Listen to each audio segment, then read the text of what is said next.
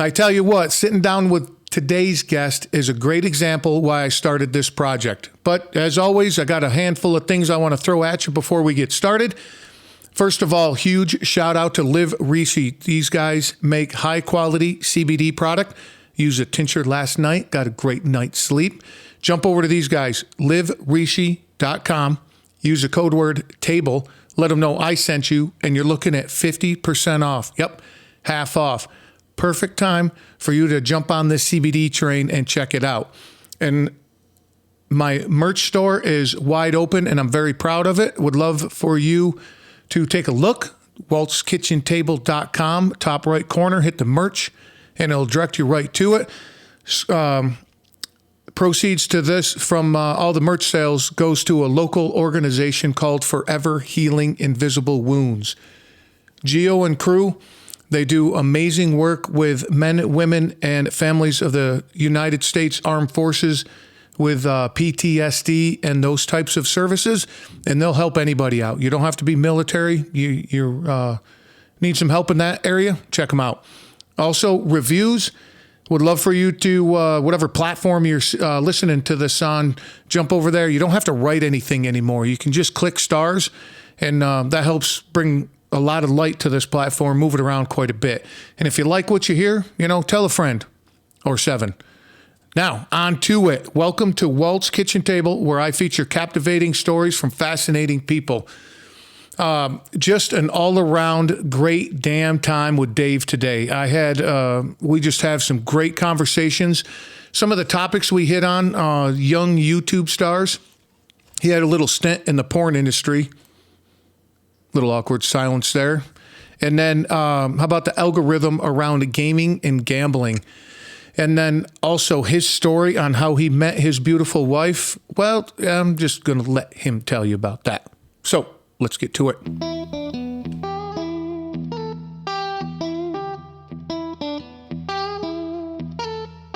There's no... Why are you telling me to relax, dude? Why? Why? What's up? What's up with that? Am I doing something wrong? I'm fine. I'm relaxed. Tapping my foot. What's the matter? What's the matter? What's the matter? Can you hear me? I can. Man, look at you sounding all... Whoop. You got one of those voices. Yeah, you got one that carries. Yeah, that's true. Yeah, I got to kind of be up on the mic. Oh, okay. Yeah, I don't have a... Is this if I just talk like this, I'm good, right? Yeah. Or I don't have to be closer? No. Okay. Do you want to get closer? I know you want to get closer. Not to you. Even in non-COVID times. So, you've never been on a podcast? You have no idea what the hell we're doing? No. Have we officially started? Yeah, we've been recording for a while, dude. So all that, you're like, am I nervous? Am I nervous? It's fine. No, it's fine. I've never been on a podcast. I've never been... I don't know if I'm even being interviewed or we're just talking. I was talking, dude. I've never done... interview. I do have one question for you, though. Okay. Man, it was years ago I heard about it. You were in the porn industry. Oh, Walt. Let me clarify very quickly. I wasn't like an actor. Well, so you got to clarify that because I didn't know. Because my 300 ring circus of imagination just went off the rail. Yeah, dude. well, yeah, I'm sure. I'm sure. Like, Dave, wow. Let me picture. Was that more of a handyman, pizza delivery guy? Right. No, I know what it is. You were the husband that went to work. Right. I was the extra. I think I just left. You're like, honey, I'll see you later. Love you. I'll see you this afternoon. Right. Take care. Make sure you tip the pool guy really well. That's what your position. You're tipping your hand. You've seen your fair share, clearly. No, that's what a friend told me one time. Yeah, you read about it somewhere. Yeah. So as you know, I do. Well, back then I did websites. I don't really make websites anymore. I do more. So what's back then though? Like 50 years ago? Yeah, close. I'm turning 50 soon. Are you really? Yeah, 2 months. Do you know do you feel like you're in a midlife crisis? Not at all. All right. I've never worried much or thought much about age. I'm not going to use the cliche. Oh, it's just a number. It's how I don't even worry about that. Shit about age. Yeah, but it's how I feel, and I feel ageless. I don't feel a certain age. I don't think about it much. No, me, yeah. I feel young, and other than your body changes as you get older and things work a little differently, and maybe they're don't work as well, or they hurt a little bit more. But other than that, take a little longer to warm up. Yeah, exactly. Speaking of which, let's go back to the porn. Speaking of warming up, but hey, with a midlife crisis, I heard this is pretty good. If you feel like you're in a midlife crisis, double your age. And if it's not a tragedy that you die at that age, you're in a midlife crisis. Let me see if I understand. Wait, so if you're 30 and you feel like you're in a midlife crisis, so say you died at 60, is it a tragedy or not? Is it? Well, you just like, okay, so if somebody says, oh man, I'm 45 and I'm in a midlife crisis, that means you're going to live to your 90. Right. Right? So right. Is it really midlife, or are you kind of over the hump at that point? Yeah, right. That's what. If you go with average life expectancy in our country. It's not 120? No. It's, I don't know what it is, but I'm guessing I'm give or take, it's a couple years around 80, right? 77, 78, 80. It changes frequently because, medical technology improves. Yeah. But I have 30 years to go. Like, that's a long time. If I think about the last 30 years, a lot happened. Whew. I didn't think I was going to live past 25, dude. So this is all a bonus. Exactly. It's all bonus time. Porn industry. Yeah, this is going to be very anticlimactic. This explanation. So I built this up for nothing? Damn it. Yeah. We'll have to make some stuff up to make it good. You really caught me off guard. I didn't know you were going to go there in this conversation. I know. It's good. Well played. So this was speaking of midlife crisis, this was probably about 22 years ago. So late 90s. So I at the time I was building. So I'll give you a little background. Right when the internet came around, I was in my early 20s. And you were in Miami, and you had a jacket and Coke in 90s, right? No, none of that. All right. None of that. I'm trying to build it up. I'm never going to get through this story, and you're making it worse for people who think it's going somewhere. Okay, go ahead. So this was right when people first started getting on the internet. I mean, like AOL and Yahoo was a big deal, and it was way back. So I got a computer, and I discovered the internet. And a buddy of mine, so way back then you had phone sex numbers, right? People would call 1-900 numbers. Sure. Pay by the minute to talk to someone about. Dude, you know what just popped in my mind? What? The Aerosmith video. You ever see that? I can't remember. Yes. With the lady at the end. And she's actually like ironing clothes. Yeah. And so not nearly as attractive as he thought she was. Right. Yeah. Yelling at kids. So he saw this. He would advertise in magazines and stuff. And he said, hey, if you figure out how to make one of these websites, I'll pay you to do it. And I was like, cha-ching. Yeah. So I figured out how to do it. And this was really basic stuff back then, like HTML. So the website was to advertise the 900 number? Yeah. Oh, okay. Which we quickly learned wasn't really an effective way to do that because the internet was taking all of that over. But he thought it would be. So he's like, learn how to do it and I'll pay you to do it. And at the time I needed the money and I was like, sure. So I started doing more. I was always technically, when I was a kid, I did programming and I always loved doing stuff like that. So fast forward a couple of years, I was at my aunt and uncle's, it had to be their 25th wedding anniversary dinner. And my aunt had a cousin who was vice president of one of the so in the San Fernando Valley, I lived in LA. I'm from LA originally. Okay, cool. All right. And the epicenter of the porn world is in the San Fernando Valley in LA. Oh, really? Oh, yeah. Well, it was then, and it has been for a long time, or was. I don't know. What made that just it happened to be that, huh? Yeah, I don't know. Maybe it has something to do with the entertainment industry, the weather. I don't know. A lot of young girls come to LA to be stars, and then things go a different direction. The waitress job is just not paying the rent. Right. So and I happened, I worked at a company there at the time, but I met my aunt's cousin, who was the vice president of a smaller adult video company. He had been for years. They made adult videos, and we started chatting, and he knew I made websites, and I started talking to him about it, and ended up making them a website and did it for a couple other people, and that was the extent of my. It really is not that exciting. I made a couple of adult websites. Oh, well, actually, so that was when I was doing it for myself, and then I to be fair, I forgot about this, but then I went to work for a company. So I was not making enough money. This is, by the way, this is not going to get into me performing. If you're hoping it goes there. No, we'll make something up though. It sound good. So I ended up working for. So I needed a full-time job. He knew somebody that ran one of the. So at the time, what was the company's name? There was a huge. So, but wait a minute. At this time, you were like at your house, like a freelancer. Yeah, I was like a freelancer. I was making websites for people. Some of them were just doing all kinds of websites, and I needed a full-time job. And he knew somebody. So at the time, one of the biggest adult video companies was a company called Vivid, and they had an internet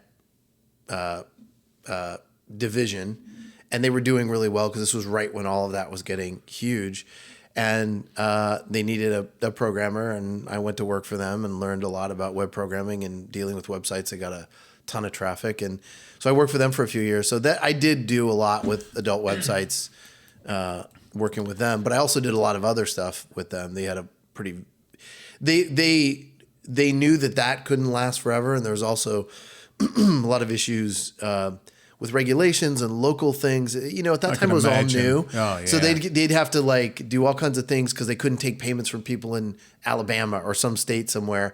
So like every week we were like scrambling to redo the programming to work around the stuff. So one of the things they did was diversify into, at that time, like opt-ins and opt-outs. All these companies during the first internet bubble were getting tons of cash. So they get paid to get people to sign up for mailing lists and things like that. Yeah, so we did a lot of other stuff. That was one part of it. And was it like when you went to work, was it just like a cubicle farm, or did you? Yeah, it was just offices. I mean, I'll tell you this, it was the one place you could work, and if you had something on your computer you weren't supposed to, you didn't get in trouble. You're actually doing your job. Right. So when you were building the site, you were doing the coding part, so you didn't see like a finished product, or were you on the back end? I did more of the back end programming, like all the processing and the signups. I didn't do like all the front end design and all of that. Oh, okay. I mean, I did some, but I didn't do a lot of that. I mean, I obviously saw a lot of this content. I mean, let's be realistic. I mean, you're in the middle of it. But you after a while, it's it's numb. It's like you're just making sure that the page looks right and it loads correctly, and stuff like that. Well, it's for many years I worked at a peeler bar, and people are like, "Oh my God, that's amazing!" I'm like, "Nah, dude. After a while, dude, it's a job." Is that a strip joint when you say a peeler bar? I've never heard I call that them a peeler bar. That could be a place that makes banana smoothies. I don't know. Yeah, that's true. Yeah, or peach. But we'll go with that. But now, so you weren't. What got me? We were talking before this. That Ryan kid, Ryan's World. Yeah, dude, I didn't know what became of him. But he started when he. How old is he now? Oh, he's probably like 8 or 9. I mean, he probably started when he was 4 or 5. I'm guessing. And then to let people catch up, what we're talking about is. He was one of the first, right, to do this, on YouTube, or was the first. I don't. There's a lot of people who've made money on YouTube. No, but doing this specific, where he would like his mom filmed him unwrapping and just seeing his toys. Yeah, and he'd give a quick review, like, "Oh, this is cool. This is not cool." I forget the name of the YouTube channel. I'm sure somebody listening to this with kids will get it right away. But it was like Ryan's whatever, and he would just. She would get things, and I'm sure after they're making money, it was easy to afford the toys, or they would probably even get them for free. Oh, I was going to say the toy company's here, man. You jump over here and I'll give you all these toys. Once they started getting a following, 100%. And so, and then I don't know, maybe a year or two ago, he got a show on Nickelodeon, and we were talking about it because one of my daughters is addicted to it. She loves. It's called Ryan's Mystery Playdate, and and my other daughter loves it too, but one of them is very. She could watch it back to back to back episodes. Now, is this like he's in a room, or is it like CGI and they go on adventures and stuff? It's like a reality show based around him and his family. I mean, it's clearly scripted. Like, yeah, sure. They tell him what to do. They'll do. They dress up and pretend to be in school, and they play tricks on each other. And it's not, maybe it's their house, but I think they rented them this really nice, house. really big house, and they just do stuff in the house. You know, they'll have slime fights or play tricks on each other, or just do silly stuff. That if you're an adult, it just bores you to tears. But there's some formula in it that just kids cannot. Certain kids, most of them, because it does well, can't stop watching. Is that like the formula? I don't know how they. I don't care about them, but like Candy Crush and those kind of things, how people just go into this time suck, and 8 hours later they're like, "Oh my God, my score is this," and you're like, "Where the fuck you been for the last 8 hours?" Yeah, right. I mean, they hire behavioral psychologists for this stuff. Oh, 100, yeah. Just like the fast food companies, they arrange their restaurants in a certain way. I mean, when we could go to sit down in restaurants, but the colors and all that, I know for a fact that companies that build apps hire these people to gamify the app so that it becomes more addictive. Facebook and all those companies. Right. So of course they're going to design these shows. They're going to test them, and see what works. And I mean, but I think the starting of it is I'm sure there's a ton of people on YouTube that aren't getting any followers, right?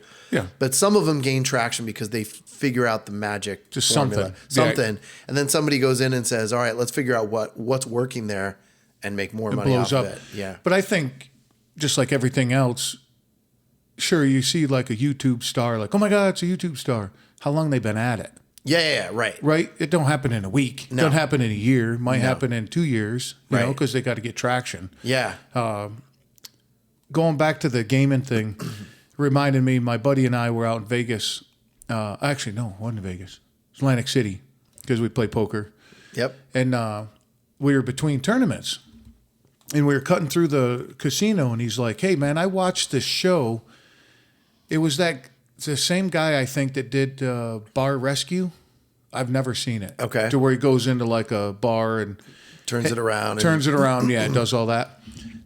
He was doing the same with a casino, but then he was talking about what makes a casino so addictive. Mm-hmm. And my buddy I heard it secondhand, I don't, right. But it was making sense. Like why the carpet is so fucking ugly. They don't want you looking at the ground. They want you looking at the machines. Right. So you go over and play them, right? Right. And then he described, he goes, put $20 in this quarter machine. He goes, I want to show you what was going on. Put it in. I click, and I play like line something times whatever, right? So it's like $1.75. Boop, spin the wheel. And this thing lights up like I just won $1,000, right? Right. But if you look at it, it paid me $1.25. Yeah. Right? Yeah. But it's feeding that. It's the same thing when you open your phone and you see somebody liked something you did or commented. It's feeding that. So you're like, oh my God. Next thing you know, you're out of money. You're like, oh, I got to put more money in. Yep. It was just fascinating to like break it down like that. And I think I put another 20 in it. And I think we spent like an hour and a half just watching it and like looking at it and like, okay, look at that one. Oh, it gave you a little more to kind of keep you going. So out of the 5, it takes for 5 ones, it takes 50 to make the math easy. Yep. You're better at math than I am. But for 5, it takes 50 cents out, but then it'll give you $2 back. Right. But eventually... Yeah, there's people who know a lot more about this than me, but I'm fascinated by the fact that the human brain is very responsive to algorithms, especially like time-based algorithms, where if you reinforce that someone's like need to win on a frequent, not too frequently, but at specific intervals that they've studied, it'll keep someone going, and that's how they gamify apps. That's how they do casinos. So if they do slot machines, I mean. Right. If they do it too frequently, you get frustrated and you leave, right? Yeah, or it's fun. I'm kicking ass, so I'm good. Plus, they also don't want you sitting at the machines too long because they want you to lose your money and turn over. Right. But moving away from that subject for a minute, there are algorithms to reinforce learning that are related. I'm not claiming to know anything about this other than reading some pop psychology. But I know that if you want to learn a subject really well, there is a specific algorithm that says, you study it at this time, you reinforce it like an hour later, then you wait like 20 hours or 21 hours or whatever it is, you reinforce it again. And if you reinforce a subject at specific intervals, you'll actually force it to stick in your brain. And they've done studies on this. It's pretty interesting. So taking the same formula to get you addicted to your phone and gambling. I don't know if it's the same one, but I think the concept is similar. That reinforcement. To have you learn something. Yeah. Is that how, like, what's the big language company? I don't know. That teaches you different languages. Oh, I don't know. Yeah, I know. It's like right here, man. But I can't. But I wonder if that's how the Berlitz. Is that the one? That's an old one. Yeah, that's God damn it! I'll think of it. No, I think there were. No, I know that there's another one I'm thinking of. Okay. It's more. I think it's a little bigger than that. Oh, okay. It's more popular. Okay. But I'm wondering if they probably have some formula or algorithm like that, right? Yeah, I think a lot of the apps and the systems you can buy, I think they kind of run on these. Sure. They program them in, but again, there's probably somebody listening to this going, "This guy got it all wrong. It's the wrong number of time. He doesn't even know what he's talking about." Light the comments on fire. It's all good. But that's going too with like Netflix. Mm-hmm. It says, and it used to say, "And do you want to start the next episode?" And you'd have to physically type it, right? Now it counts down automatically. Right. Right. So now it takes that decision away from you, like, fuck it, let it count down. Yeah, and what's interesting is, when our kids, I have 3 kids. My son is 7, and I have twin 5-year-old daughters. When our kids were old enough to really start learning how to use the remote control and watch stuff on their own, I desperately tried to find a way to turn that off, because they would go on to Netflix and start watching a show, and once they start, you can't get them off. Like, it's like they're addicted. So turning that feature off is hard to find. So turning the auto start of the next episode? Oh, you can turn that feature off? That's my point.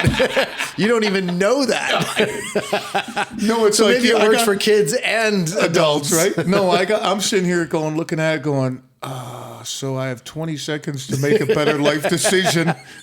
And then you're like, fuck it. It's way too much trouble. And 4 hours later, you're like, fuck, I got to take a piss. Yeah, but you're about to have a kid. That's all going to change too. You're not going to have the luxury of it. No. I have not, I can count on 2 hands the number of movies that I've actually been able to sit down, expect to start, listen to, start to finish without any interruption, and actually get to the end of in the last, few years.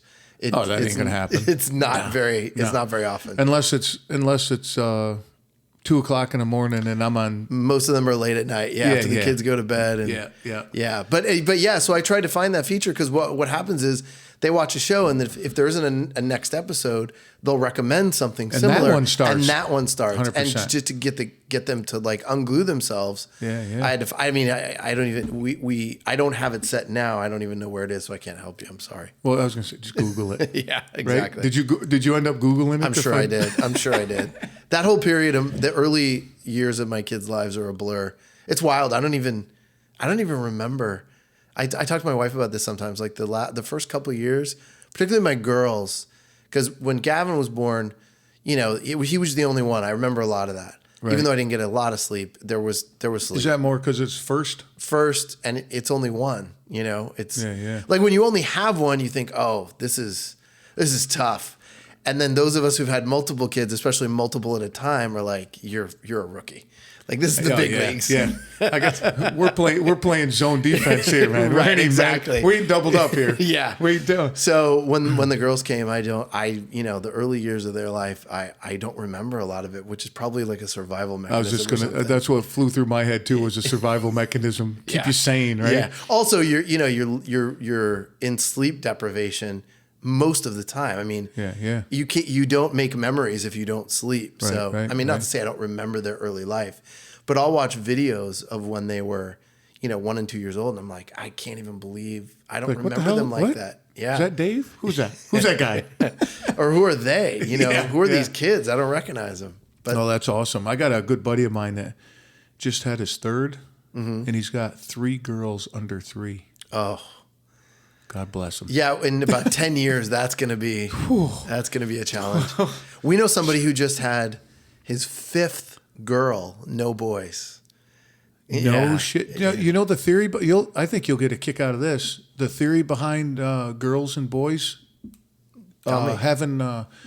So I was listening to this lady, and she is a so-called expert, I guess, in like ancient and old medicine, like practicing medicine. So, back in the body snatcher days, and even back like in ancient Egypt and stuff, like how they practiced medicine and what they thought the body was, how it was built, and the heart was down where our liver was. They thought, all that crazy stuff. And they used right? leeches to and then she was showing like the tools that they used to use, and you're like, God damn, what the fuck? It's like those Old West shows when they have to pull the bullet out of the gunfighter, and they he's just like give digging him it. well, they just give him like a bottle of whiskey, and he starts chugging it, and then he bites on the cork, and they're like, all right, go for it. Yep. And then they show it, and it's like you trying to dig something out of the ham, It's just like no remorse. Or Right, and the right, guy's screaming, exactly. the doctor's like, hold still. Right. Fuck all that. But her theory on men having boys and girls, right? If it's a highly competitive male, and she was using the example of like race car drivers and jet fighter pilots and football players and that kind of thing. She says, I'll use that to strengthen my point, is they're going to have females. Is that like a balance thing, like a yin and yang? No, it's that way I don't have to compete with another male. Oh, interesting. Isn't that crazy?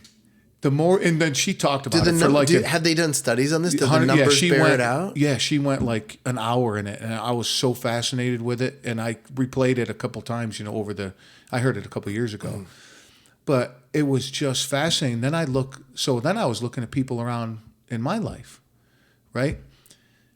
My brother Mike and I are basically built the same. Like if you saw my brother Mike and I, we talk the same, we think the same, we look the same, all that, right? He's got a girl. You look at my brother Eric, he's a lot more docile, kind of, just whatever happened, yeah, okay. He's got 3 boys. So I'm not. This is interesting because I knew you would find this interesting. I thought it was fascinating. What's interesting to me is that this is a prime example of potential confirmation bias. 100%. Because if you think this theory is interesting, anecdotally you can go, oh yeah, but then you start looking for the cases in your life that match what she said is true. Okay. Yep. And so yes, those people exist, and I'm sure they match this theory. But I wonder how many that you or I or other people would overlook that don't match. Oh, don't match. Yeah, because it's so I'd be curious to know if anybody's done a study to see, and it's hard to quantify. It's also hard to quantify. Like, how do you quantify a strong male figure? So it's hard to prove this, but it's an interesting theory for sure. I don't know. And then I started thinking, well, how does this apply to me? I had a boy and 2 girls, so am I just very well balanced, or? Well, we'll keep that opinion. But no, just real quick to go back, the numbers that she was talking about too was she took highly competitive fields, like being the military, sports, and the majority of them have girls. Got it. Okay, of so course. It's not strong; it's competitive. That's the yes. That's why I wanted to bring that up. It's not more of strong because you can't measure that. Right. There's no way, but it's more of a competitive nature. That's so somebody that flies a jet fighter is pretty competitive, I would assume. Well, to get to get to that point, because the number of cadets or whoever that go into training. It's a very small percentage that probably get to actually finally fly the jets. And then look at the percentage of football players that make it to the NFL. Right. You take all the colleges, how many college players, and then the NFL only has X amount of people that can play, Right. So that's a small percentage as well. So you got to be super competitive to be in those fields. It's an interesting theory. Yeah. I mean, yeah. So Okay. I'm just, and then like you said, I looked at things to support that theory. Right. You know. Right. Yeah. Right. But it's just fun to know. It's fun to notice that because the same thing like in the algorithm in your Facebook feed. It's just going to support where you. Right. You know, it's an echo chamber. So right? you're about to become a father. Yep. And so for the first time. Do you? Whoop, whoop. Do you think? By the way, we always tell people, my wife and I, when it gets hard, just think of us, and you'll it'll seem a lot easier. And we're out of the woods. The hard part's, I mean, it's not easy, but the hard part of raising 3 babies. But so does that mean that you think do you consider yourself a competitive person? 100. Yeah. I do. So you then should I be like betting on girl here? Or? Well, see, this is what happened. Find out she was pregnant, right? And my first thought, not just because the whole thing that a man wants a son and all that. I just had a feeling it was a boy, right? I had this feeling. And one day I was driving at work. I'm on the road a lot, and nothing playing on the radio, nothing. I was just cruising down the road, and I had this feeling just wash over me. It was a girl. It was weird. I even text Val. I go, "We're having a girl." It was just kind of fun. It's fun to feel it. And at that moment, she may have been like whatever nature does, whatever anybody believes in, nature, God, the universe, whatever you believe in, hormones, chemicals, whatever it does to when a growing baby when it's decided what gender it's going to be. Maybe that was the moment it happened, and you just felt it. Could be. I would believe in that kind of energy. 100%. I mean, yeah, but that was like early into the second trimester. I felt. Oh, okay. Well, so that was maybe you just got the news late. Maybe it's a little slow. It was like the snail mail. They come in a stamped envelope. So that reminds me of when my son was about a little over a year old. Well, no, maybe he was right around a year, give or take, when we found out we were pregnant for the second time. And so, we would kind of speculate on what it was going to be. And I had a pretty good feeling it was going to be a boy. You already know how the story ends. Oh yeah, but this is a fun story. They'll get a kick out of this. So you're thinking it's a boy. I'm thinking it's a boy. So, at a certain point when you're pregnant, and I've been through this, and my memory's terrible for it's like after 4 weeks, or not 4 weeks, like 12 weeks or 16 weeks. You probably remember it because it's happened for you. But when she goes in for her first checkup with the ultrasound, the gynecologist to check that check on the baby and see what's going on. Yeah. So she asked me. It was early in the morning one morning, and she asked me if I wanted to come, and I was like. She's like, you don't have to. It's going to be, we've already done it once before. I'll just let you know what they say. You don't have to get up. And I'm like, all right, I'll sleep in. So I sleep in, and I will never forget this as long as I live. My kids will get a kick out of this someday. So at the time, we lived in the city, and we lived on the 8th floor of this building, and I had to walk the dog. We have a dog, and, she has to go out. And so Breeze. Breezy girl. So I took her out. It was probably like 11 or 12, or 10 in the morning. I don't remember. And I go down. I remember I'm walking her, and I'm standing in the field right in front of her. There's like a grassy area right in front of our building. And the phone rings. I'm like, oh, great. So I pick it up, and it's my wife. And she texted me a picture of the ultrasound, and I'm looking at it, and I'm like, she goes, do you notice anything different this time around? And I'm like, she's like, yup. And I'm like, oh, shit. Literally, the first thing I said was, I can imagine the picture. You're sitting there hanging onto the leash of your dog, and you're looking at the phone. Somebody walks by, and you're like, oh, shit.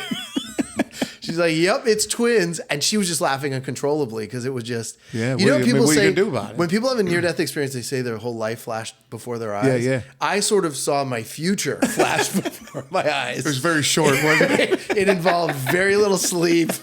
It involved very little money. It involved very little time of my own. Yeah, but I wouldn't change a thing. No, they're awesome girls too. I love my kids, I really do. And kids will work your nerves, and so there are times when I get frustrated, but I tell that story. But I'm always careful to say the other side of it, which is I wouldn't change a thing. Yeah, no.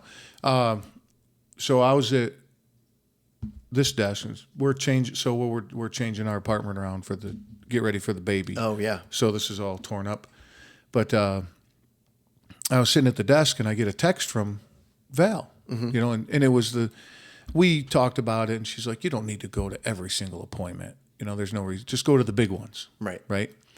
And I get a text, and all it is a picture of the ultrasound, and it's the one I posted online. And I just looked at it, dude. And right after that, a text message. She texted, and she's like, "The doctor said we can tell the world, and my heart is full."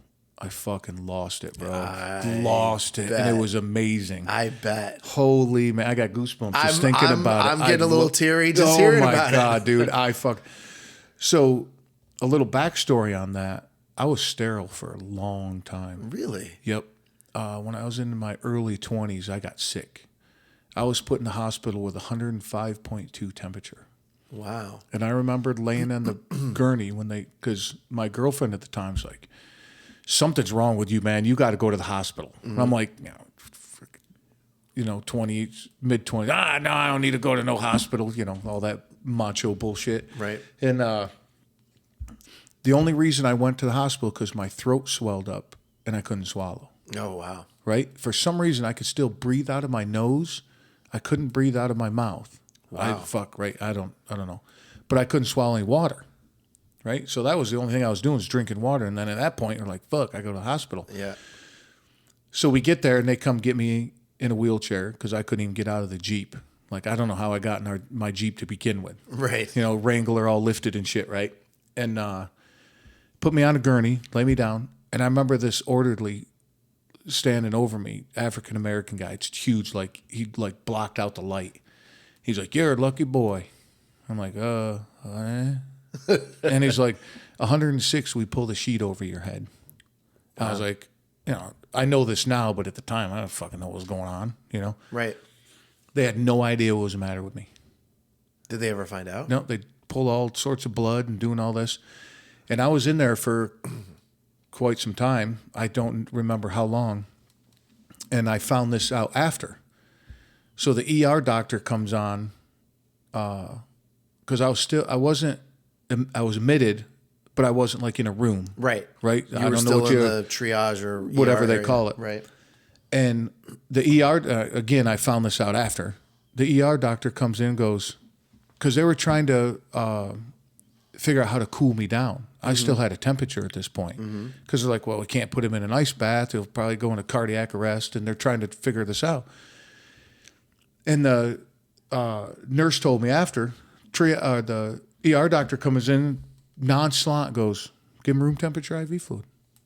And just walked away.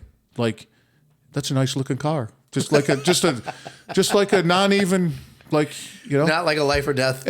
Yeah. Not the tone you'd expect in a life or death situation. Yeah, and he's just like, just give him. And I guess apparently everybody went, I guess, okay. Like, that's a good idea. Oh, yeah. Why didn't we think of that? Train in that? I got 13 bags of room temperature IV fluid. Wow. I remember my left side, my arm, and the left side of my chest numb because I was so hot and they were pumping it into me. So where does the sterile part come in? Is that your body heats up so much it actually just kills? I still have medical issues from that. Wow. It just fucking fried everything, dude. And they have no idea what caused it. Nope. To this day, I have no idea. They're like, oh, you're better. See ya. I was like, okay, I'm better. At that time in my life, I was like, I don't give a shit as long as I'm better. Yeah. And I didn't know that sterility could be reversed, but apparently so I was living a lifestyle at that point. Yeah. Okay. So we get into that some other day. Yeah, I know you had your I had my days. Had your fun I had my back days. in the day. Now go ahead and add the doctor going, yeah, you're sterile. Holy shit. What? Whoop. See ya. And at first it didn't bother me. I'm like, this is great. Now I don't have to worry about getting anybody pregnant, right? And living that lifestyle, right? And then getting closer to around 30 age, it just started fucking bothering me, man. Mm-hmm. And I would, every couple of years I'd get tested. And I went to so many urologists and all these people. They're like, dude, yeah, you're done, dude. That's it. Yeah, you're done. I'm like, shooting blanks. So I just kind of came to grips with it. Mm-hmm. Right? Said, okay, well, whatever. And then I was in a marriage, on my first marriage, I was completely unhappy. It was, so I'm like, this is perfect. No kids. right. No entanglements. I can leave anytime I want. Yeah, this is perfect.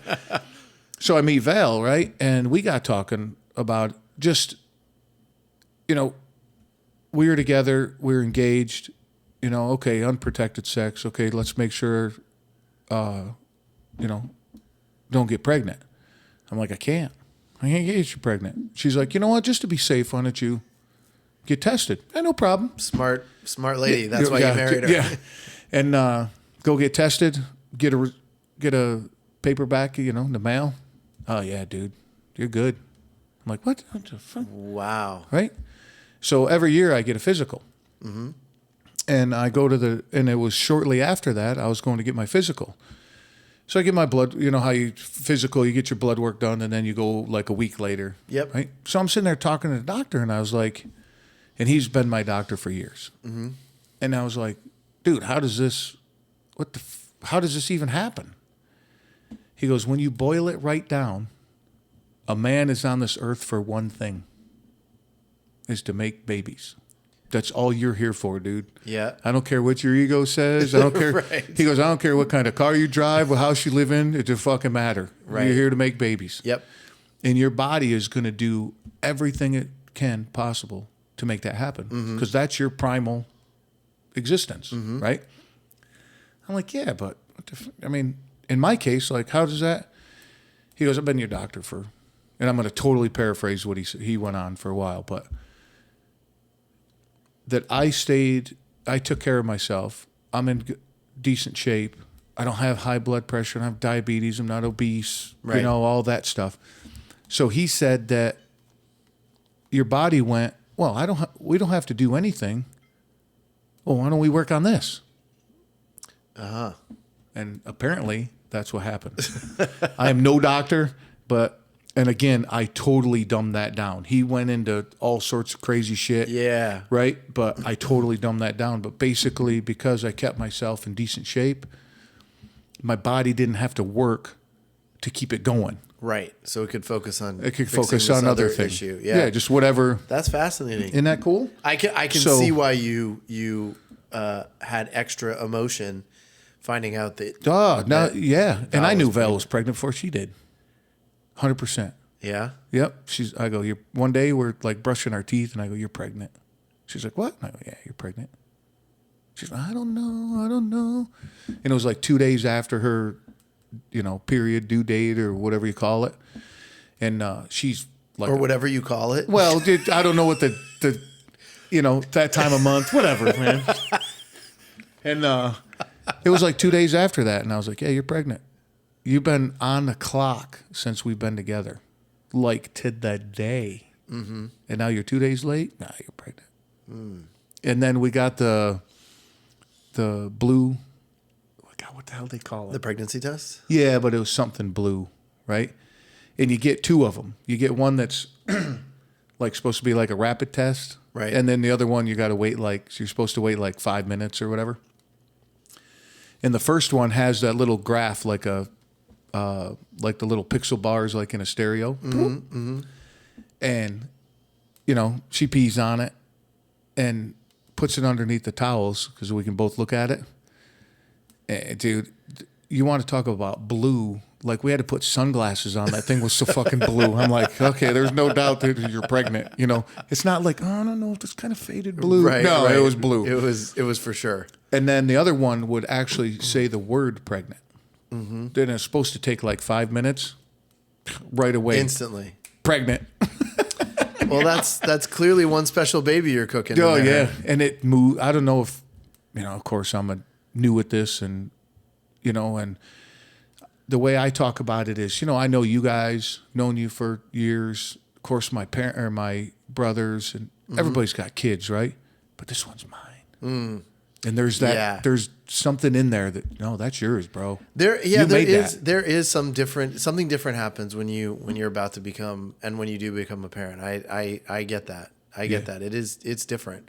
And you say you're new at this. My wife Pam and I, we like to joke that one thing we realized very early on, when you're looking in from the outside, you look at parents and they're handling their kids, especially when you see parents who've, got it together. And by the way, the parents who've got it together, they have it together for that moment when you're watching them. Yeah.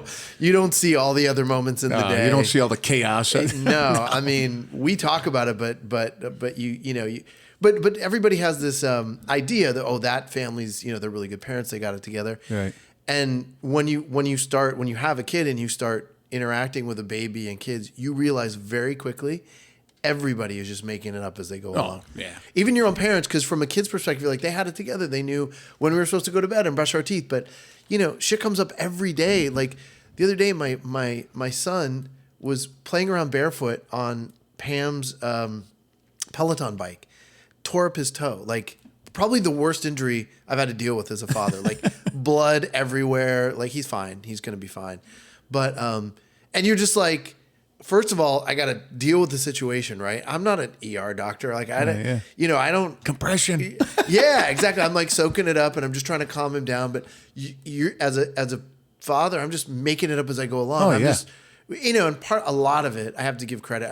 I know you've talked about Ariel and Shia and instantaneous transformation and being present, but really all the training and learning to be present pays off so well in those situations because there's no, I'm not panicking, and I'm also looking at him and listening to him and seeing what he needs in that moment, because he's a kid, he's freaking out, right? He's scared to death. And he's looking at you for comfort and advice and and just to be calm.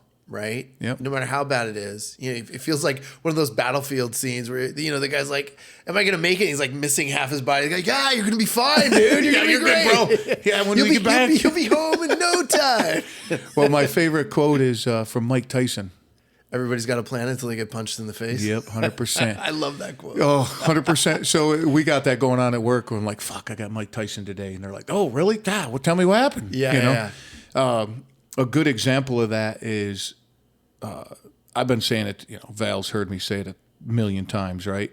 I just thought she come up with this out of the blue one day, and we laughed so hard. She goes, Walt, you're like one of those Woody dolls that you got the string on it, and you got like 6 sayings in there, and you don't know which one's going to come out.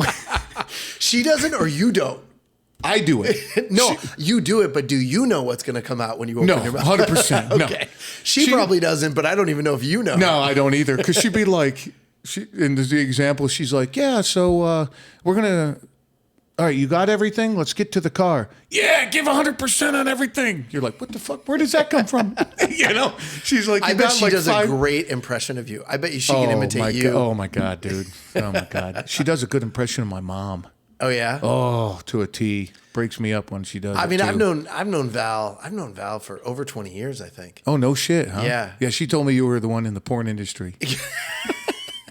All right. I mean, whatever. I'm not gonna live show that business down. here. I got to bring it around. Yeah, dude. I'm not gonna live that down. So Ariel and Chai like to tell the story because I've told them, but there's a funny story related to that. So this division of Vivid that I worked for was called BabeNet. And I think I actually just gave away the joke, which is I BabeNet.com. I should, yeah. Who knows if it's still there? So I went into the dentist one day, and I had my dental insurance. And at the end of the dental appointment to get my teeth cleaned or whatever, I go up and I shouldn't have told you the name of the company first, but it's all right. I go up and I give her my card, and she goes, "Oh, is this a French company?" I'm like, "What do you mean?" She's like, "Babinet." I'm like, yeah, that's exactly Have what a great day. See ya. Woo. Missed one there. I'm sure I probably went to my boss and like, well, you guys got to put it on the insurance cards. Yeah, really? yeah, it's right on the card. Couldn't you come right? up with something else for me? No, it's like a peeler bar where they put something else on the receipt. Like they have a company, so when they right. so I go as a company, right? I work for and you're X expensing corporation. it. It says like Bob's Martini House, you know. Right? How come you spent $1,200 at Bob's Martini House? Right. Well, we had a lot of drinks. The steaks We were entertaining really good. clients. It was all business. 100% business. Oh shit! What was I going to tell you? Val, was it something about Val's imitation of your mom? Did you hear the story? The first thing that my mom ever asked Val? No. So I probably did, but I don't remember. So we go out to Colorado for my niece's wedding. And Val and I have been dating for quite a while, right? And she was going to meet my parents for the first time. And so we're at it's like a happy hour thing they were having the night before the wedding. It wasn't a rehearsal dinner, but it was just some like gathering, right? Mm-hmm. So I'm like, hey, come meet Ma Blau, right? So, and I come up and my mom said something to me and I'm like, go fuck yourself. And she laughed, and just turned and looked right at Val. Does my son please you? Right up, just like that, dude. And Val's like, yeah. She's like, good. I was like, and Val looked at me, I go, my mom. Well, you know what? It's a good litmus test. If she stays after that, she knows what she's getting exactly. into. And then my dad's like, because then we go up to Vermont where they were living, and we go over for breakfast. My dad makes these pancakes and stuff, and Val's just eating. As you've noticed, she's an eater. She's an eater. And my dad's like, woo, she's a good eater. So she passed the test on both with my parents. Good eater and pleases me, I guess. That was the... you please her. Or I please her, sorry. Yeah, you got to get your priorities straight there. Yeah, exactly. I have a question. Do you ever worry about telling the same stories on the podcast in multiple episodes? No, because it's multiple listeners. Like, I have people that listen to them, right? All of them. Right. But it's just context around it too. It's in different contexts, right? And people are going to listen. Some people are going to listen to every episode. Exactly. Right. I mean, it's just interesting to me because I've listened to. I'm not a huge podcast person. Like I listen to a few, right? And I'm not a follower of any podcasts. I'll listen to. There's a couple that I'll.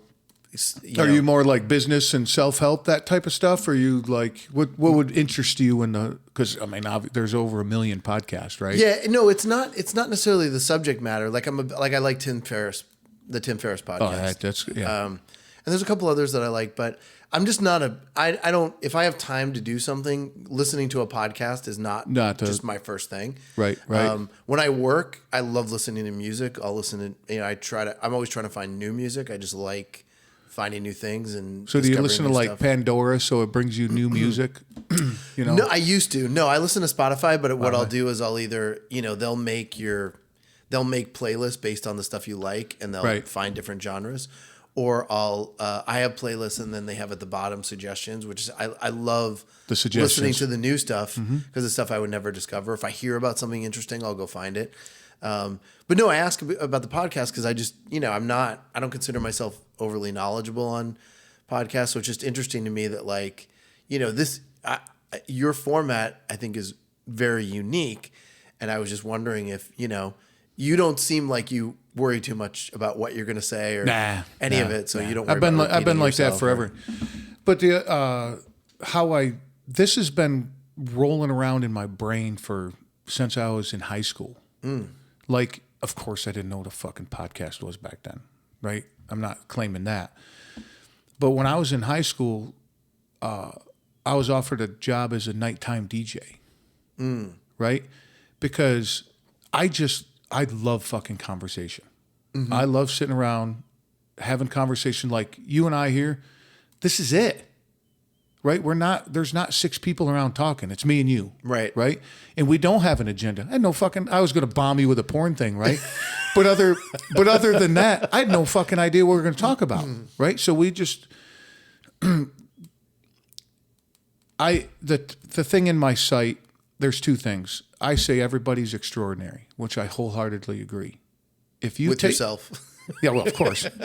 No, but, I do agree with you. But the thing is, though, if you take a few minutes and talk to anybody, take a few minutes to talk to the lady, the cashier, the guy pumping your gas. We're in Jersey, so we have people pumping our gas. Right. Right? they accomplish crazy things every day, but nobody takes the time to fucking ask them about it. Right. Right. And I think. Have you invited the guy who pumps your gas to come on your podcast? I give him a card and say, hey, check it out. Okay. 100. Yeah. Dude, No, I'm an old salesman, dude. I don't mean that facetiously. I'm saying like you will probably find some amazing diamonds in the rough. Absolutely. Doing that. I like the idea. And I say to I don't people, think I'm that interesting. And I think you're totally fascinating, dude. I appreciate that. Yeah. But I had the brain is, not to cut you off, but the brain is so, in our brains, our minds are very interesting. How they will, they'll help us survive, but they also sabotage us. Yeah. And so, my thought coming here on my way here is like, what are we going to talk about? Like, how are we going to fill up an hour and a half, right. Whatever it is? We've how been am I going going to over fill an up? hour, I have dude. nothing to. I know, and we can talk another 3 hours. Yeah. And intellectually, I knew that, but there's something in your mind that goes, "What am I going to talk? I have nothing interesting to say." I get that every time somebody comes on here. I invite them to come on. I don't know what I'm going to talk about, dude. Just sit down. Yeah. And then an hour and a half comes, 90 minutes comes. I'm like, dude, you need to shut the fuck up. We're done. They're like, oh man, what? We've been going an hour and a half. Yeah. Well, yeah. No, and I had faith. I had faith that, first of all, you're a very interesting person to talk to, and I enjoy it. So that's part of it, right? If you like talking to somebody, you're gonna that's go it, well. right? But also, I've learned to kind of trust myself. Like it'll work out. Like we'll find something good to talk about. Yeah, and when you start with porn, how can you? Well, really go I was wrong? like, because. Well, a little bit of that, just to be honest. I was like, I know how to break the ice with Dave. I'm just going to throw this out there. Now he's like, fine, dude. I will tell you this. If you want to come back to this for a moment, I'll make it really interesting at the very end where you can tease people. Wait to the very end. I did actually. So one time before I was working for the company, but when I was doing the website for this smaller company, my aunt's cousin, he was like, we got a shoot going on. You want to go over and watch it? Duh. And I first thing I did is I called my buddy, the one who got the 900 number guy, and I'm like, dude, are you doing anything right now? Because whatever it is, cancel it. We're going to a porn set. Just call. Just trust me. Trust come me. over. Cancel it and come here. So we went, and that was a surreal experience. All right. So at the end, you'll tell. That's how we'll end it. You'll tell me what. Because I'm like, I want to guess like what it was, but. Again, I may let you down with this one. It's after a while, you're just. I mean, literally, after a while, you're just like, all right, I'm hungry. Let's go get something. Well, that's the same thing. When I was working at the Peeler Bar, same thing. People are like, this must be an awesome job. No, dude. I mean, it was a cool job, but you saw the despair in people. Yeah. Oh, it was ugly, man. I bet it's not a good industry, and they look. I mean, just look what happens there. Yeah. That's just not a cool place after a while. Anyways, I got you off track. I don't know where you were going, but but the other thing too is like my merch line just went live. Right? And somebody in the middle of the night last night bought a hoodie. I have no idea who it was. That's exciting. Isn't that fun? That's really cool. Right? Yeah, no, I think so. On the hoodie right in the front it says everyone's extraordinary. And then in the description, I talk about. I want one of those hoodies. I'm going to buy something off your site. I mean, I should get something free for being a guest, but whatever. Well, no, not yet.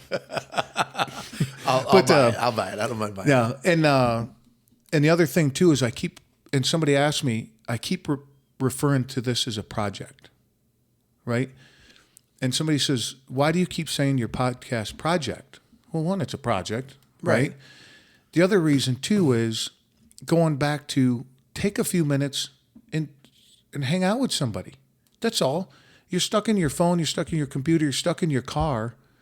If you're stuck in your car and you can listen to this, you might feel a little connected to you and I because you're like, oh, I used to do that, or oh, that's pretty funny, whatever it may be, right? I just started this thing because I wanted to hang out with people and have conversation. And how it started was I bought this thing out, not this whole thing, I pieced it together, but I bought a thing off Amazon, invited some friends over and said, let's just start talking. And and now look where it is, right? Yeah. And then my business mindset too, I have that, like I actually had it was pretty informal, but it was a business plan when I put this thing together. Okay, I want to get to this point. By this point, I want to have this done. By this point, I want to have this done. Right? So it was a little more. But the project is, dude, take a minute and listen to somebody. Hang out with them. They got cool things to talk about. Yeah. Certainly the world needs more of that. They need people actually willing to sit down and listen to other people, particularly those with a different point of view. Well, see, that's what I think. Like the example I gave a friend of mine not too long ago was, dude, if you worship the ceramic gnome in your front yard, that's okay. That's cool. Tell me why. And what does that do for you? Right. That's cool. And I'll listen to you. As long as it doesn't hurt anybody. That's where you got to draw the line there. I've always said, as long as it's legal, pretty moral, and nobody gets hurt. Yeah. You do whatever the fuck you want, dude. I agree. 100%. Get after it, man. Yeah. And if somebody goes, you shouldn't do that, fuck you, dude. I'm doing it anyway. Right. You know? Right. Because they don't want it. It's like a guy, I love feedback. I'll take feedback all the time, right? Do I do some of it? Will I do something with it? I don't know, depending on the feedback. But I sent out, what do you call it?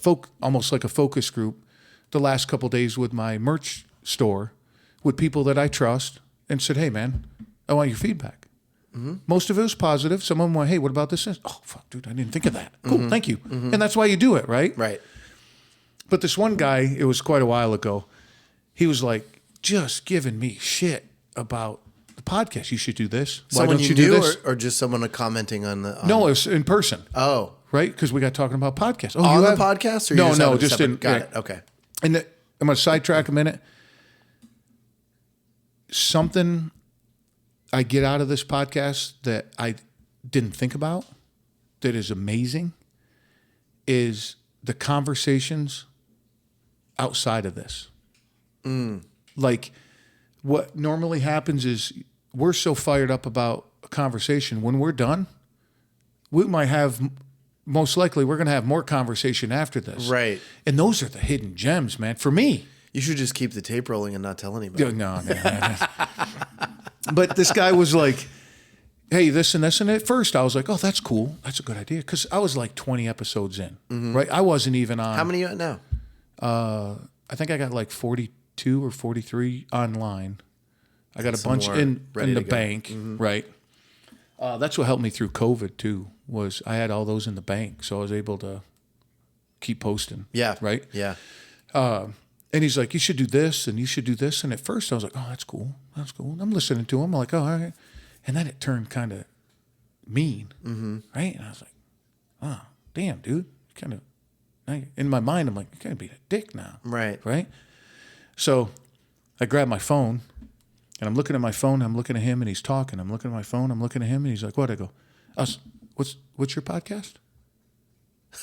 And he's like, what? I go, oh, you're a fucking expert, dude. So I want to check out your show. Well, I don't have one. Get the fuck out of here, dude. Come on, man. Yeah. You know what I mean? And that's the stuff. Which is something I'm sure you wouldn't have done. Like, I don't have a podcast. If I gave you some constructive feedback and I really, if my interest was in helping you improve. I'll pull it in all day long, dude. But if somebody's just doing it to tear you down or out of insecurity or whatever it is, then I can see you doing that. I think it was Churchill that said, you're not going to get anywhere if you stop and yell at every barking dog. I haven't heard that. Or something like that. Yeah. I think I butchered it. But basically, you know what I mean? If you stop at every barking dog or worry about just keep moving, dude. You know? Yeah. Well, I don't really have an online presence. I've never really big on posting and stuff, but I know that a lot of those people, who do have YouTube channels or podcasts say you just can't, after a while, you can't read the comments because no matter whatever you do, you can't please everybody. And there's always going to be that element of haters. And if you get caught up in it, then it gets in your head. Well, it takes away from all, and now you're editing yourself. Right. Right. And that's the last thing you do. Right. And I got some feedback you'll find interesting. One was, I swear too much. I go, delete. Fuck you. Yeah. Thanks, you fucker. Fuck you, fucker. But the thing is, though. I will be a few years before I let my kids listen to this, by the way. Yeah, that's fine. Good. It'll help my ratings down the road, right? But the thing is, like, I'm not for everybody. Right. And I'm okay with that. Right. You know what? I'm being myself. I'm doing what I want to do. And if that creates a following and that creates whatever it creates, cool. If it don't create anything, dude, this has enriched my life more than I could ever thought it was gonna. That's exactly the right attitude. And the thing is, right, like if you're, you look at this like Ryan's World thing we were talking about, if you're looking to craft an image and cultivate a particular audience and monetize and all that, then yeah, okay, maybe you do look at that feedback. But you look at guys, and I'm going to mention his name because I know of his podcast. I've heard snippets, but I know Joe Rogan has a really popular podcast. And the sense I get is he doesn't worry too much. And again, I don't endorse him or not endorse him. I don't know much about him. Right. But I know he's very popular. He was a big influence on this for me starting this. Or a guy like Howard Stern, same thing. Like he made his name not giving a shit what anybody thought about what he said. And that's one of the reasons, again, love him or hate him, that's one of the reasons he's so popular. Right. Because he just says what's on his mind. Well, I have a saying, the 0 fucks, right? You ever hear that? Yeah. What's your thought when somebody says 0 fucks given? What's my thought? Like, what do you think of that? Like, what's your... I think what do I think it means? Or Yeah. I think it means that they do not give a shit what people think about them. Okay. So my description, how I look at it, similar, right? How I sum it up is I left the house this morning with 13 fucks. And when I got home this afternoon, guess how many I got? 0. 13. No, 13. Oh, 13. Because I didn't give any. Right? I'll tell you one thing that's refreshing about this. So when you have a baby, you continue speaking the way you speak. When your kid gets to be about 2-3 years old, you'll find yourself saying, "Oh shoot," or "Oh yeah," the whole dad stuff. Right? Yeah, you start talking like a dad. So everything in your house is like, "Gosh darn it!" You drop something on your gun. Oh, I got all of them. Trust me, you develop all. You drop something on your toe, you're like, "Forget this." You're like, shut the front door. So it's refreshing to come on here and be able to swear. Just do whatever you want, right? It's great, man. It's like a vacation. Yeah, right? But then where the 0 fucks, just to bring that back around, is how I say it. I do give a fuck about the people, this is my phrase, in arm's reach of me. Mm-hmm. Right? So, of course, my family, my friends, people that I interact with every day and choose to interact with me, absolutely do I give a fuck about them. But do I give a fuck what Betty in accounting is doing? No. So if you come to me and go, "Oh, hey, man, did you hear what Betty in accounting's doing?" Man, I don't give a fuck. Get the fuck away from me. Man, but I think, for me, there's a distinction because I really do care about people, and I have to remind myself that, a couple of years ago, I don't make New Year's resolutions, but a few years ago I made a resolution, and I read it somewhere, err on the side of kindness. 100%. And so I get what you're saying, but just to make the distinction, I think you operate this way, and I operate this way, which is I don't give a fuck what they think about me, except when I do, because there's times when we all get I'm not immune to that. Nobody's immune to that. But the idea is that I'm going to live my life my way as long as it doesn't hurt anybody. And even the people that I don't agree with or that hate me, I still have a level of compassion because I think all of that comes from insecurity and pain. And I can't agree with you more. I have a client. I have my own business, and I brought someone in to do some work with this client, and we were talking about this person we work for, and she has a tendency to kind of shoot off emails that are very like, "Why did you do it this way?" and whatever. But when you speak to her in person, this is the client I'm talking about. When you speak to her in person, she's usually very like, you can get through to her and she's kind of understanding.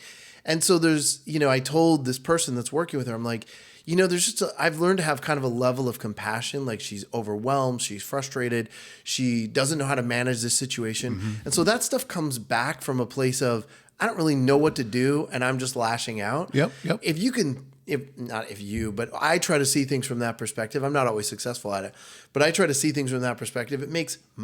Forget about the altruistic point of view, which I do want to genuinely help people, but it makes my life a lot easier not to harbor that resentment. Yeah, like, or why'd she put it all in caps? Right, or be upset with them. Yeah. Well, in my day job, I get incredible amount of emails and calls and text all day long, and nobody is happy.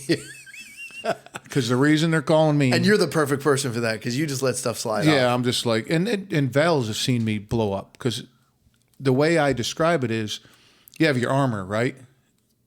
And these people are mad, and you're like, okay, I got you. Okay, I'll take care of it. Do.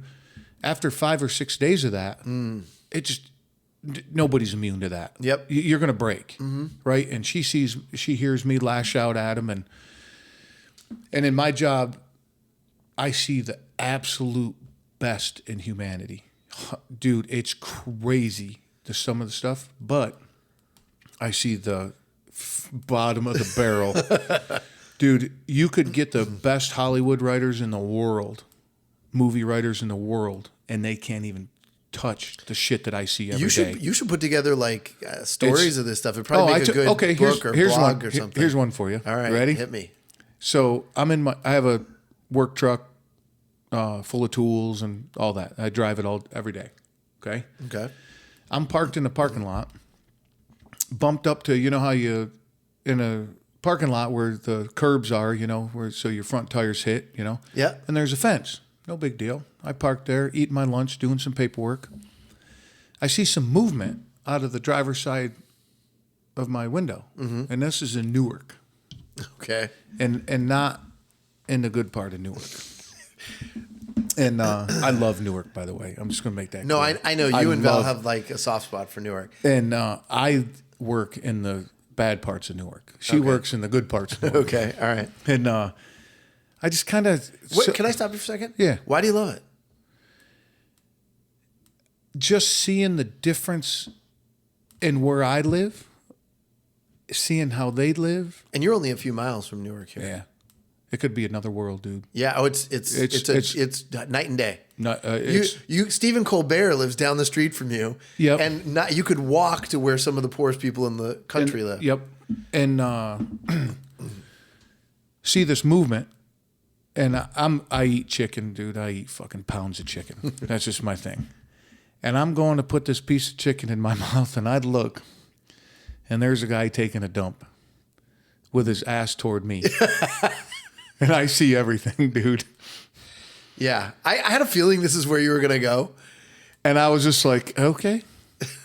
And then people do business with me, and they just try to rip me off every time. They try to do the craziest things. And It's like, dude, there's nothing wrong with what happened. This is the way the system works. You're trying to screw me. And I get called all sorts of racist comments all day long. And or called a racist, I'm sure. Oh, all the time. Yeah, I get called that all the time. But so why do you keep doing it? Why do you do this particular job? I love the job, dude. Even with all that? Yeah. The pros so outweigh the cons. My coworkers, the type of work, I can wear shorts every day. Yeah, and you like working with your hands and fixing stuff. Yep, and it's a great balance of, like the other day, worked on a truck and a trailer, got in my cab of my truck and balanced my P&L sheet. You know what I mean? So it's that. Yeah. It's just such a great balance, and then I'm dealing... The people that I deal with, my customers, my dealers, right? They're awesome, dude. I love dealing with them. I love it when they call me. We bullshit, you know, and some of the relationships I have are beyond business. Yeah, and politically correct. I mean, an HR department would have a disaster. Yeah. The words that these guys call me, but it's all out of... Like your mom. Yeah, like my mom. Yeah. They tell me to, you know, they use the N-word with me, and that's what some of them call me that. Right. You know, it's fine, dude. But it's coming, when they say it to me, I feel it's not loving, but it's cool. Right. Right? They're not saying it out of anger. Right? So it's just, I love it, man. I just built for this job. Yeah. You know, That's great. I see my boss I'll see him tomorrow for the day, because we go in for a meeting once a month, an all-day meeting. That's the only time I hear and talk to him. Yeah. You know, because that's why he put me in this position. So he doesn't have to worry about it. Right, right. Right? It's so interesting to me because there are plenty of people out there who do very similar jobs to you, and it's torture to them. It's just interesting. Well, go find something else to do then. You're not a fucking tree, dude. It's not about, but what the interesting part to me is it's not about the job. Whatever they went to, they would find torturous. Oh yeah. They could have. It's what you bring to the job, not what the job brings to 100%. you. Yeah. So it's just interesting to me that I love it. I love what you're saying, and it's. Yeah, I've been doing it for years now, and one, again, going back, and I'm not trying to suck up or anything like that. My boss is cool. If I need something, he's always available, but I handle my shit. right? And he just knows that. And my coworkers, everybody I work with, we call it the traffic department. Like if you call to get a truck, you talk to the ladies in the traffic department and all that. They're all cool. And then the camaraderie of I could walk into any store and everybody there acts like we've known each other for years. That's great. Because it's like you have that in common. But well, you have to recognize that's not in a vacuum. That's who you are. You bring that to people. Like I don't remember the first time I met you, but I remember that I liked you the second I saw you. Oh, I mean, cool. you have Thanks, that. man. You have that effect. That you know that. Yeah. You have that effect on people because you're unassuming. I mean, you're a big man, but you're unassuming, and you. I think that the fact that you genuinely care about people comes through, and just the way you shake hands, assuming we could shake hands right now. Yeah. But I've shaken your hand many times, and just the way you shake hands or hug someone, it's like it's clear that you care about people. I do, man, and that's why you have such a great experience with those people. Yeah. No, thanks for saying that, dude. I don't see that, right? Because I'm just doing me. Right. Yeah.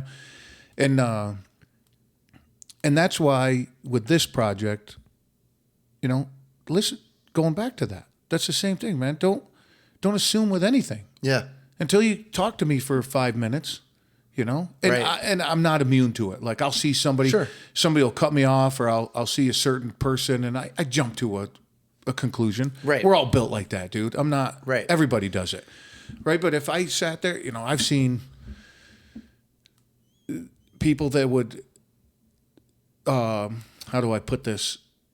Make any gangbanger look like not a, look like a safe choice, like a safe choice.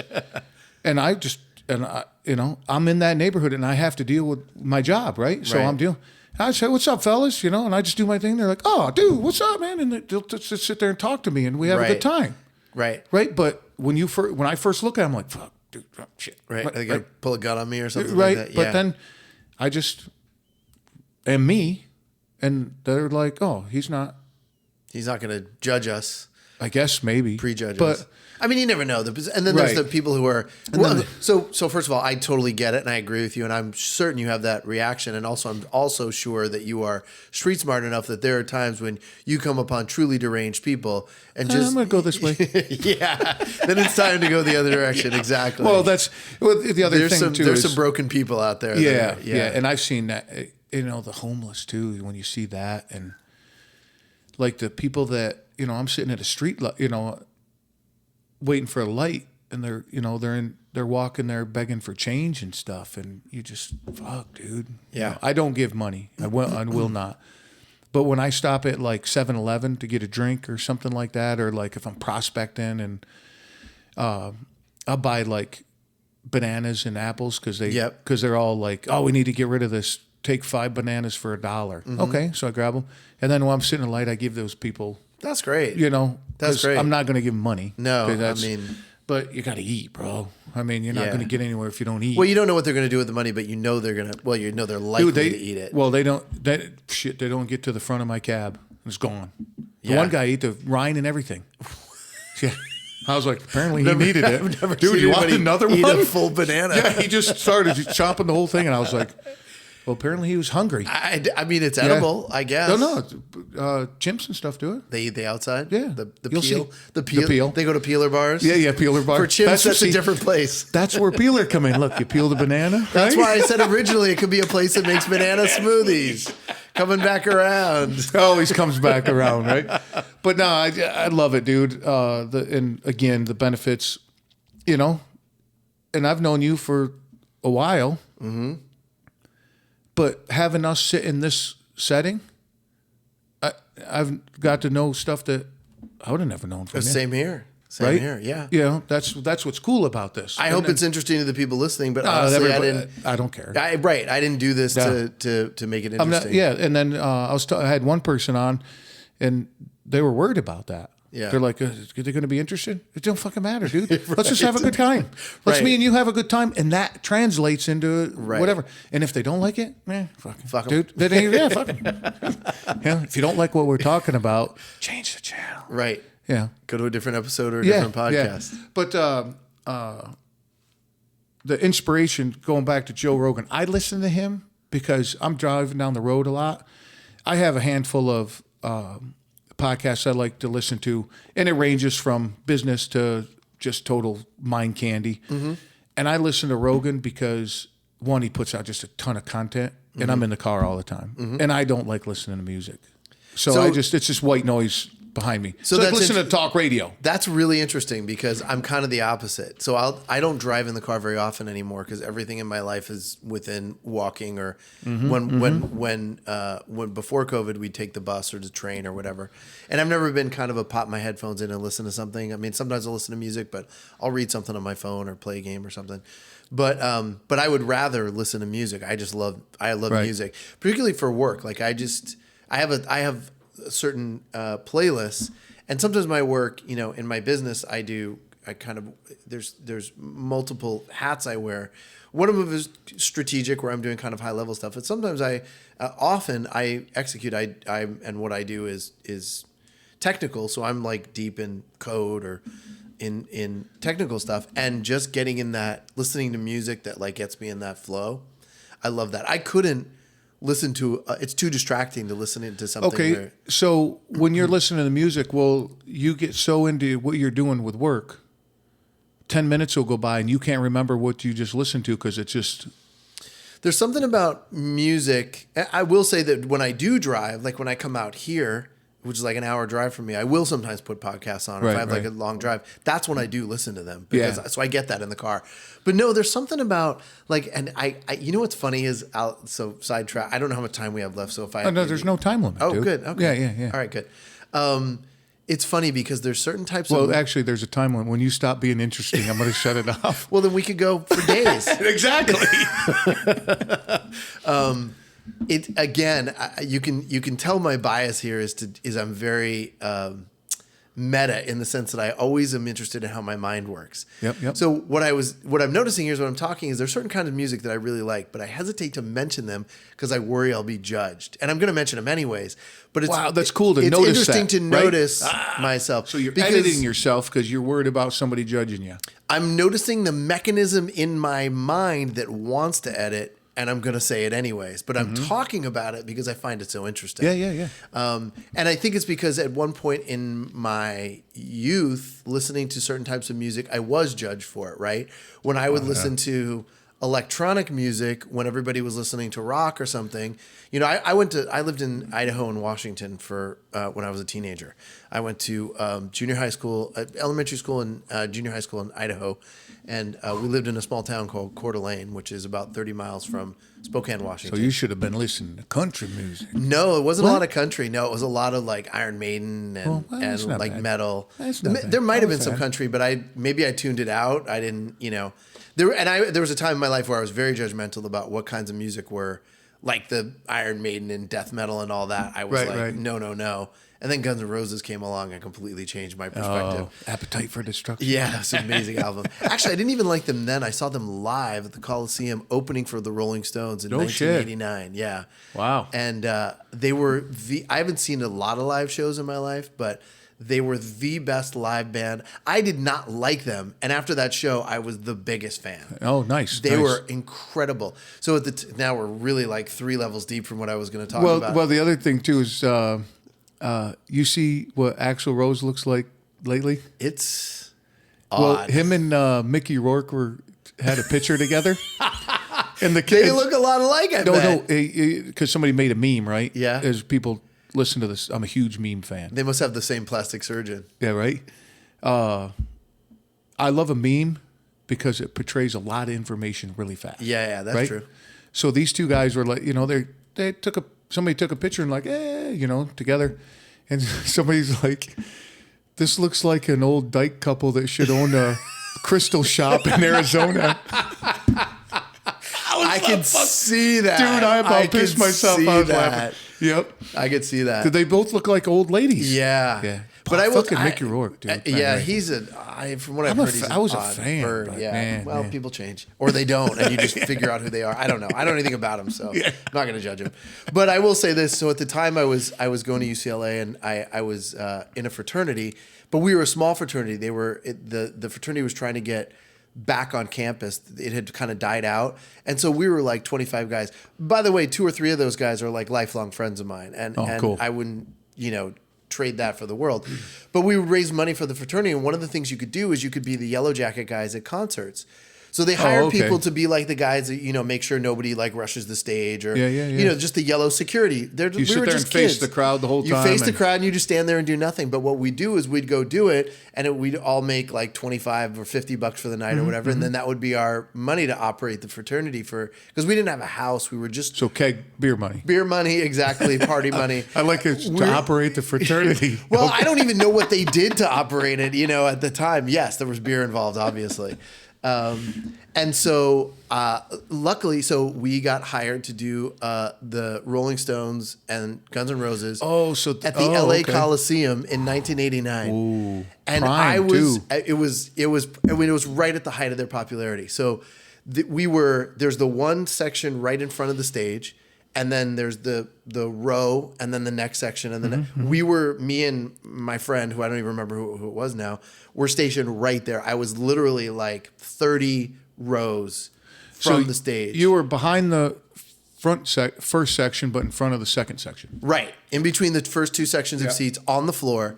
And so, these guys come out and play, and of course, like 18, like whatever. I look around, and then I'm watching the music, and I was that close, and I had lumped this band into. So I lived in LA. I moved to live in Idaho with my dad when I was 10 or 11 years old. My mom died, and I ended up living with my dad until I was 18, and then went to college. And so I was like I was a fish out of water. I was a city kid who moved up to this rural Jewish urban kid moving to this literally like country, this town of 25,000 people I think we were the only Jews in that town. And my dad was like, what took you up there though? What's that? What took you up there? So my dad lived in LA, but a friend of his started a company, moved it up there and hired him for a position. Yeah, I figured it was work, kind of an offer he couldn't refuse type thing. And it was a great job, and he went. So my dad is tooling around this town in a 1978 Cadillac Sedan DeVille. Like convertible? Brown? No, not a convertible, but it's a brown Cadillac. This thing is like a tank in a town where people are driving Jeeps and there's no Cadillacs at that time in Coeur d'Alene, Idaho. It's a land yacht. It's exactly what it is. And so, I got this idea, like these kids, they'd wear jeans and they'd listen to this music that I hated, quote unquote, never gave it a chance. Not that I think I would like Iron Maiden now, but certainly I didn't back then, or Dokken or Dio and all these bands.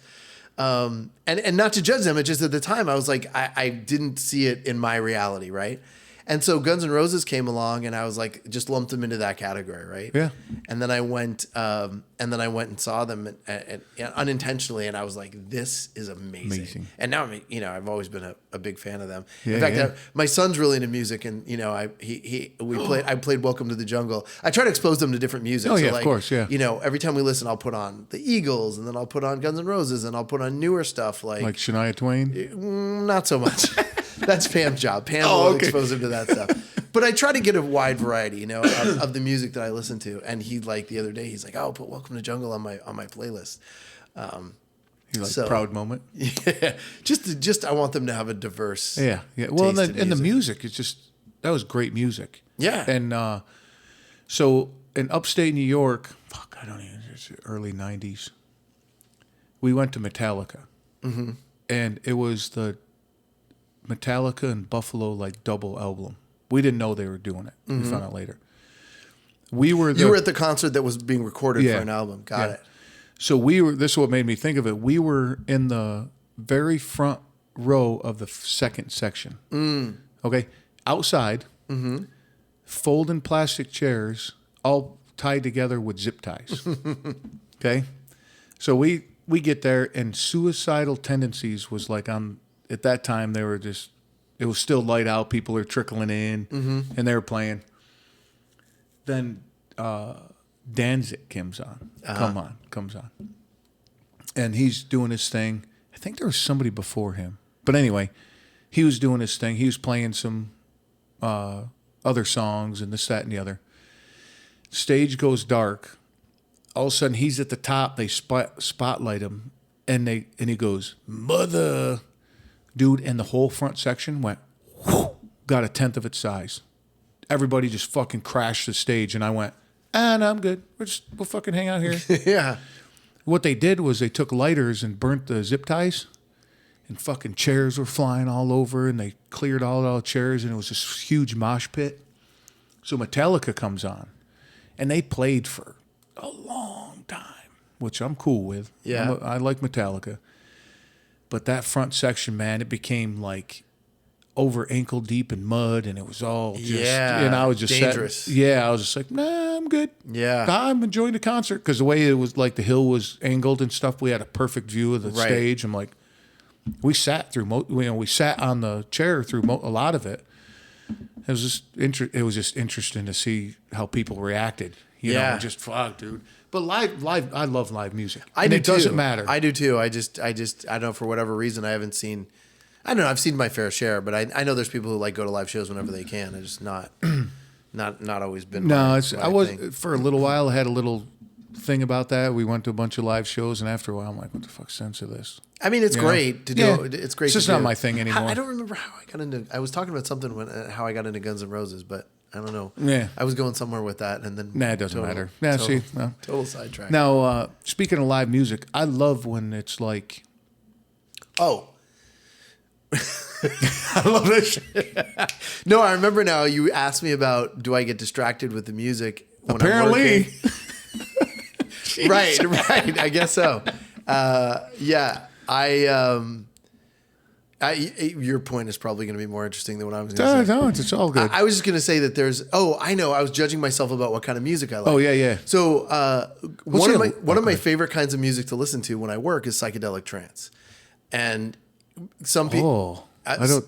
Yeah, so I love electronic music, but electronic music is such a it's such a broad. People are like, I don't like electronic music, but that's like saying I don't like rock. Like there's so many different there's folk rock, of course, and hard rock and country rock, and there's with electronic music, there's so many different kinds. So there's a particular genre called psychedelic trance that I just happen to really like. There's some that's not so great. I'll send you a couple of send me a link or a couple of artists that I like.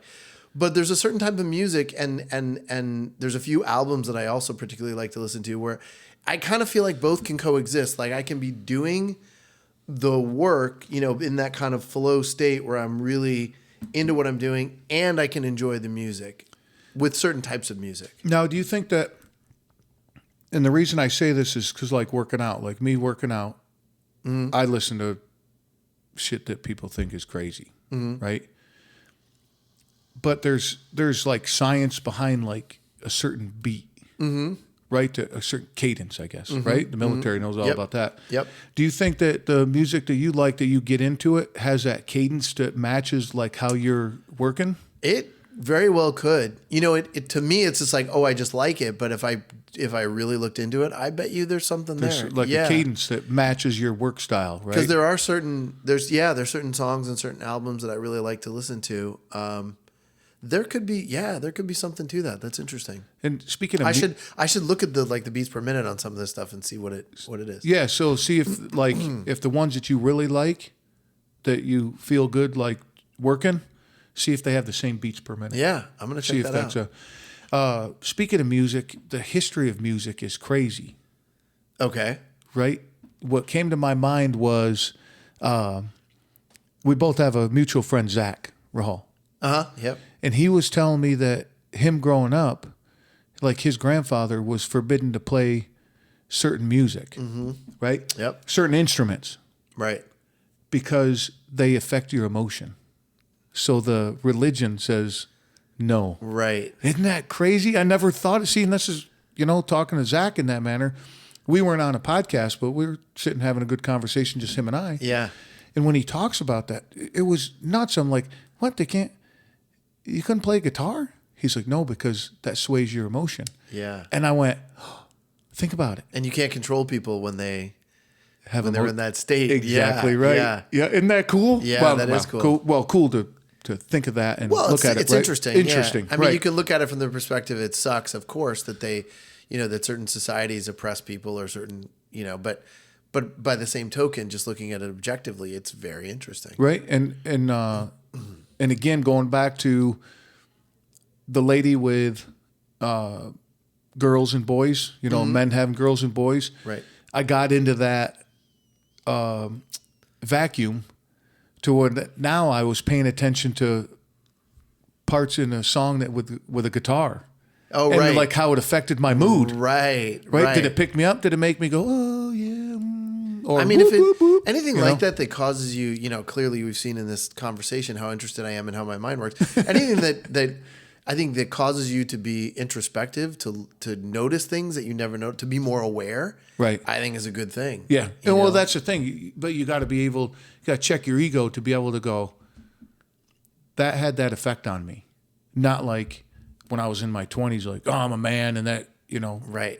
You can't do that. Yeah. Well, you right? can. Well, but it's it's a lot more. It's going to limit to what you're able to experience. Yeah, exactly. Right. Exactly.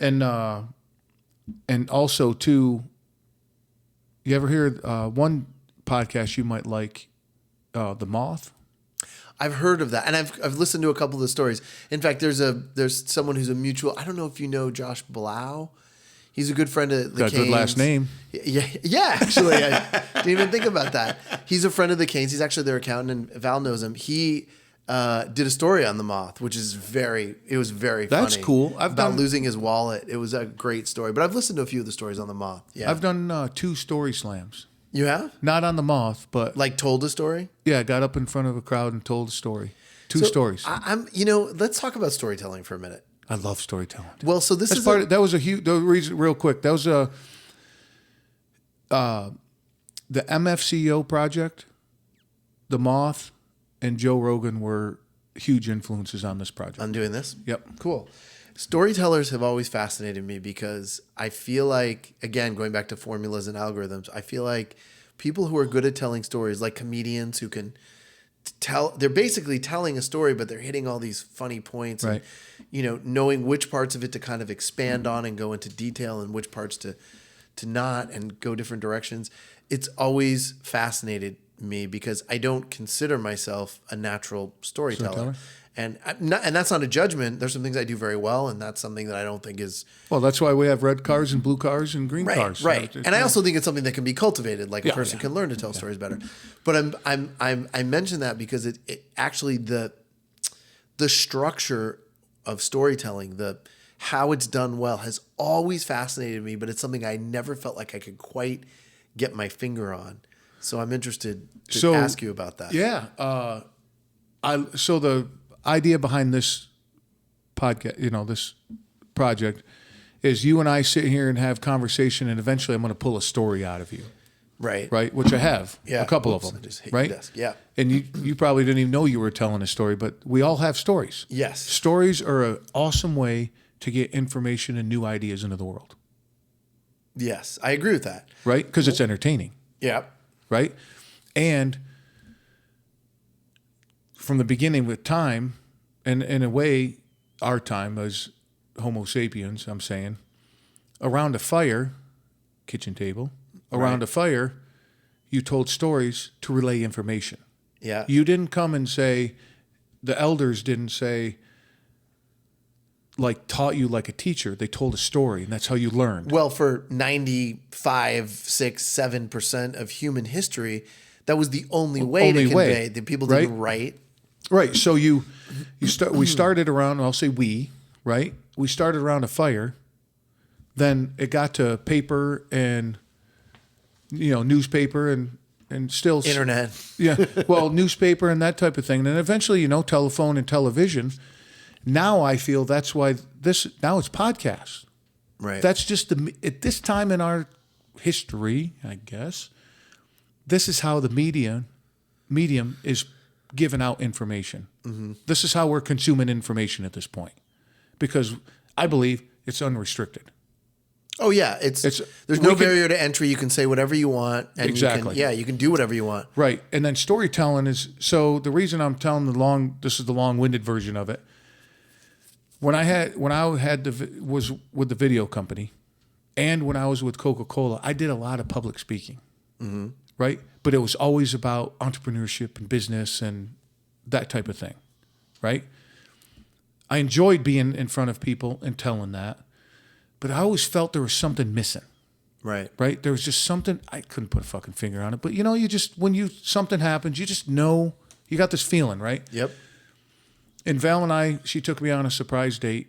We go down to the Story Slam, find out I'm going to tell a story. Didn't know I was going to tell a story.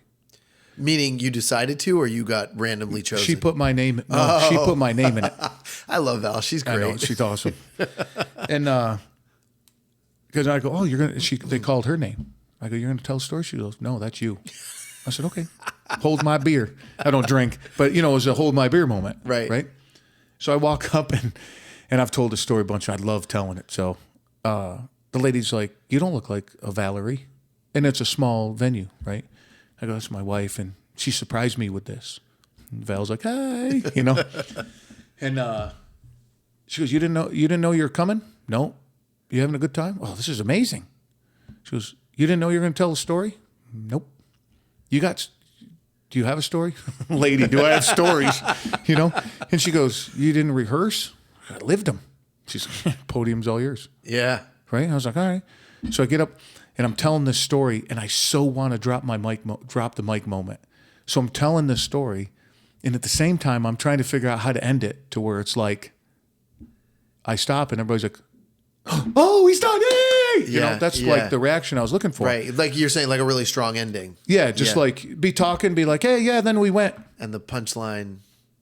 No, that's it. Oh. And it just dropped it. And how I ended it was, my buddies and I are on the rail at a rodeo, and we're watching these cowboys do bull poker. You ever hear bull poker? No. We'll get back into that. Well, so basically 4 guys sit at a card table in the middle of arena. They let a bull out, and the last guy sitting at the table wins. So I go, we're all sitting here after our event. We're all sitting here watching it, and I go, man, next year we're going to do that, aren't we, fellas? Fellas? And that's how I ended it. That's good. That's how, and got standing ovation. I'm not surprised. Right? So, can I ask you a question? Yeah. I don't want to interrupt you. Yeah. I'm really interested in your answer to this, but no pressure. What makes a good storyteller? The energy that you put out. And I got a perfect example for that. Okay. So that I was having fun with. I was put on a spot. It was a fun story. I could make fun with it. Right? So the next story slam I go to, I had a serious story. Okay. And I talked I had long drawn out pauses. I had talked in okay, so I did this, and then I did this, and and the whole room was just fucking quiet the whole time. And I didn't get acknowledged for that one. Mm-hmm. They don't like serious stories like that. Mm-hmm. But I did it on purpose because I wanted to try it. Sure. And it being that the speaker is engaged with it. Even so you think that someone can have a, let's say, not so interesting story in the material. Like some stories are inherently interesting, Right. I jumped out of an airplane or, which I did on my honeymoon. But some stories are inherently not. I went down to the corner store and bought milk. Like, I could tell you a story about me going to the grocery store last night to get, I call it Prego groceries. And I could probably make you just about piss your pants. And it was no big deal. I went and got a bunch of groceries and come up, but I don't know, just the way, it's just natural for me to, and I get it from my dad. My dad's a storyteller. Yeah. Yeah. And I enjoy it, and I like seeing your reaction. Yeah. So when there's 20 people in the crowd and they're all hanging on, like staring at you, you're like, yeah. No, that's great. I mean, I know that's like comedians and performers. That's what you get out of it, is the joy of that. It's like a drug.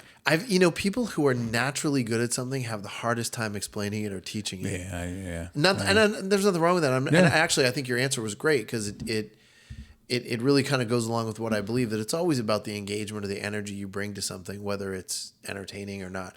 I think there's often some other components that have to be there, but like you said, you can take a dry story if you're really engaged and you're really I do think there's a certain amount of skill or talent or something in there to make certain points interesting. But that's an interesting answer. And the other thing I believe is confidence. Yeah. If you're just standing up there like toeing the dirt, and then I went to the store. Yeah. And people are like, what the fuck is going on? You know? Yeah. And like, I didn't stay behind the podium. I walked around. Yeah. And the lady's like, you need the mic? I'm like, fuck, dude, I need a mic. I talk loud enough. It's a small room. Mm-hmm. And, I was pointing at people and making gestures and, engagement. Yeah, right? Of course. And then the second time I did it, and then all this shit happened, everything got locked down. But, because we were going regularly. Our plan was to go every time they had one. I was going to go and tell a story, right? Because going back to the business stuff, and then Vail, we go and do this, and we were done, and I was like, "That's what's missing." I'd like being in front. I don't have stage fright. Like you could go like, all right, right now we're going to go over. You're going to stand in front of 400 people, and you got to tell them something. No problem. Mm-hmm. And you only have a T-shirt on and your underwear. Oh, fuck, I don't care. That's cool. Whatever. I just don't care. Right. Right? You'd come home with all your fucks from that one. Oh, yeah, I'd give them all out. Or no, I wouldn't give them out. No. But I was like, that's what's missing. And that's what actually got this project over the hump. What's missing? That telling a story, you can go in any fucking direction. Right. I went up there completely unscripted and pitched something out by memory and made it fun and entertaining for them. Because, one, they were there not to hear me talk about how to make $1 million this year. Right. Right? They were there to be entertained. Right. And I could go this way, I could go that way, I go up and down, up and down. There was nothing. And that's what was the last little piece I needed to excel this project, because I had this project in mind at the time. I was like, man, I'd love to do a podcast, but how am I going to formulate it? And I want it kind of evergreen format, because then, if you're talking about booze or refrigerators, sure, that's a niche market. If you're talking about highly topical things, that's a eventually they're going to go out of. Come on, no one's going to be interested in that, or right? this format, like I was posting during COVID, I was posting conversations that I had with people 7 months before I posted it. Right. But like, look at the conversations you and I are having. There's nothing dated. Right. We're not talking about Christmas, or we're not talking about the election that's happening right now. I don't care about that stuff. What I find interesting is the shit that we've been talking about. The concert you went to, why you went to that concert. I find that completely fascinating. That you put a fucking ugly yellow jacket on, probably said security on the back. It did. Right? It did. Or event staff, one of those two. Staff, yeah, probably said staff. And what, are you 5'6", 5'9"? How tall are you? I'm a little over 5'9", thank you very much. Okay, so 5'9.5". But I can just see you being young, sitting there being like... So right, you're not the typical guy that would be sitting there. No. I'm the typical guy that would be standing there. No, we were a bunch of like lanky, right. So short. I find that fun, dude. That's a fun story. So can I tell you something about my height now that you bring this up? Your lack of height? Whatever. It's all perspective. That's right. To my kids, I'm a giant. Well, that's true. See, it's perspective. So my wife likes to tell the story. So my wife and I met in a fitness boot camp, and we didn't actually meet. So I would go to the. I find myself concerned about time. I know we have as much time as we want, but all right, good. We're having a good time, dude. Don't fucking worry about the time. I'm all right. It's dropped. So we went to this fitness boot camp. It was run by 2 former Marines in New York City, and I had always wanted to do one of these things. I'd never done one, and I never was good at getting up in the morning. But for this period in my life, I found it in myself to do it, and I'm so glad I did. I mean, obviously, I met my wife, which was the huge thing. Got some returns on that one. That was the thing that I got out of it. But I also found depths of my ability that I never knew existed. Awesome. I learned so much about myself. You when you're at your what you think are your physical and mental limits, and then you go much farther. They're like, I can do anything. That for me was probably the most I ever learned about myself in one period. Anyways, so she was in the 6 to 7 class. It might have been 6:30 to 7:30, but we'll say 6 to 7. I was in the 7 to 8. So I would come in, and the way they had it set up is the people who were supposed to be in the next class would wait by the side. Yeah. And they had an indoor track, and you'd run up the stairs to the 12th. They were on the 3rd floor. You'd run up to the 12th floor. They had a whole obstacle course. That's awesome. I mean, they would bust our ass. The stuff they made us do. There was one point when I got really good. I wore a flak vest. I went every day for a week, and I wore a flak vest for every single session. Doing all good for shit. you, dude. That's awesome. It's not the weight of the flak vest. They tighten that thing so you can barely breathe, but that's a separate conversation. Anyways, so I would be standing there waiting around, and at the end Spoiler alert. Apparently I do have more stories to tell than I thought. So at the end of the class, they would have the class, they do their laps and they'd kind of warm down and finish up. Yeah. And I'd always see this hot girl running around that I could not keep my eyes off of. So I had and she's, hot and sweaty and wearing the workout stuff. So I had this crush on her, but there was no opportunity because they were coming off, and the drill instructors, as soon as they're off, they're like, let's go, start running, and you got to get going. In fact, there were a couple times after we started dating that I'd be talking to her, and they'd be like, Stern, get the digits later, let's go. Because they didn't know we were. These guys, how'd you end up dating, though? So about maybe 6 weeks Did you into wait? it. Oh, go ahead. No, there weren't that many opportunities. No, but wait till she was done with class. Did you hang out like a creeper? No, I because you couldn't, because my class would start and an hour would go by and everybody in the last class would already have showered and left. There just was no opportunity. There was one time where I guess she had taken, the showers were crowded or maybe a shower was broken, and so she wasn't done until my class was done. And typically at the end of the class, you were so spent, you just sit on the floor for a while and recover. And I saw her, and I actually said something to her, which she to this day doesn't remember that I even spoke to her. So I made friends in my class, and one of them was having a birthday, and she invited me to come to the birthday at the Hog Pit, which is in New York City. The first time we really spoke to each other was at a place called the Hog Pit. Nice. So you should appreciate that. Nice. Nice. It's like this like not a dive bar, but not kind of your working class bar. And that's not a dive bar. No. But it's kind there's a category of dive bar. It wasn't a fancy bar. It's just kind of your working class bar. Let me ask you this. Were the utensils wrapped in a napkin? I don't remember. Okay. So that's how I judge. So I go to this bar, and there's 3 or 4 of us from my class, and me and I think it was 3 women, and we're sitting there chatting, and I'm having a good time. But I'm like, all right, this is kind of going nowhere. I'm gonna head out. But I end up talking some more, and then some more people show up, and we end up at this long table. And I'm sitting 1 seat from the wall. Every seat is taken except for the seat next to me. And now I'm talking to people, I'm having a good time, having a drink, but I'm still thinking I'm probably going to head out soon and go out for the night and just try to beat girls. Oh, yeah. Which is most of what I spent my time doing. Yeah, I got you. And I look back, and who walks in the bar but my wife? Well, at the time, this hot girl that I had a crush on. And I look around, and I'm like, there's only one seat open. I'm like, done and done. I was like, because at that time this is a whole other chapter in my life where I was doing some dating coaching. I was kind of helping. Was that a side thing with the porn industry? Completely unrelated. They were years and years apart. Anyways, let's just say I was brimming with confidence. I felt I was on my game. Were you Hitch? It's similar. I was doing something like that. Hitch is a movie, and it's unrealistic. Oh my God, dude! So you're gonna come back another day, and holy shit! All right, go I ahead. have stories about that too. See, and you thought you didn't have any stories. There was a period in my life where I actually took a course on how to be better at meeting women, and then they asked me. I came back because it completely changed my life, actually. But we'll get into that.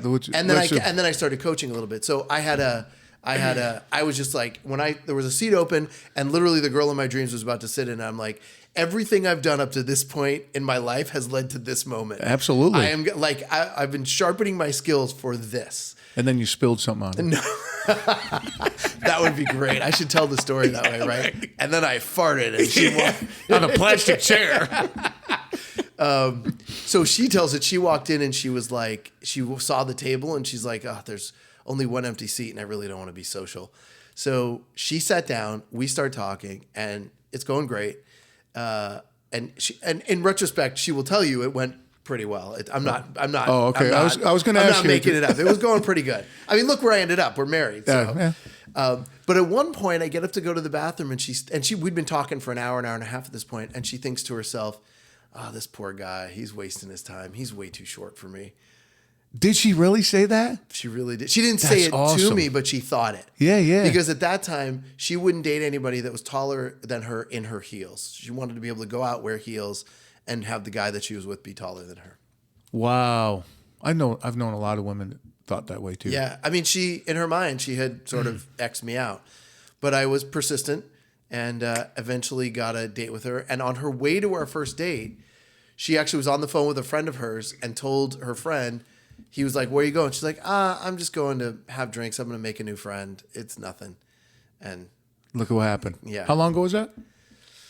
That was early 2000. So it was 11 years ago. Damn, Yeah. nice. We married. We just had our 9th wedding anniversary. Damn, Dave's got some skills.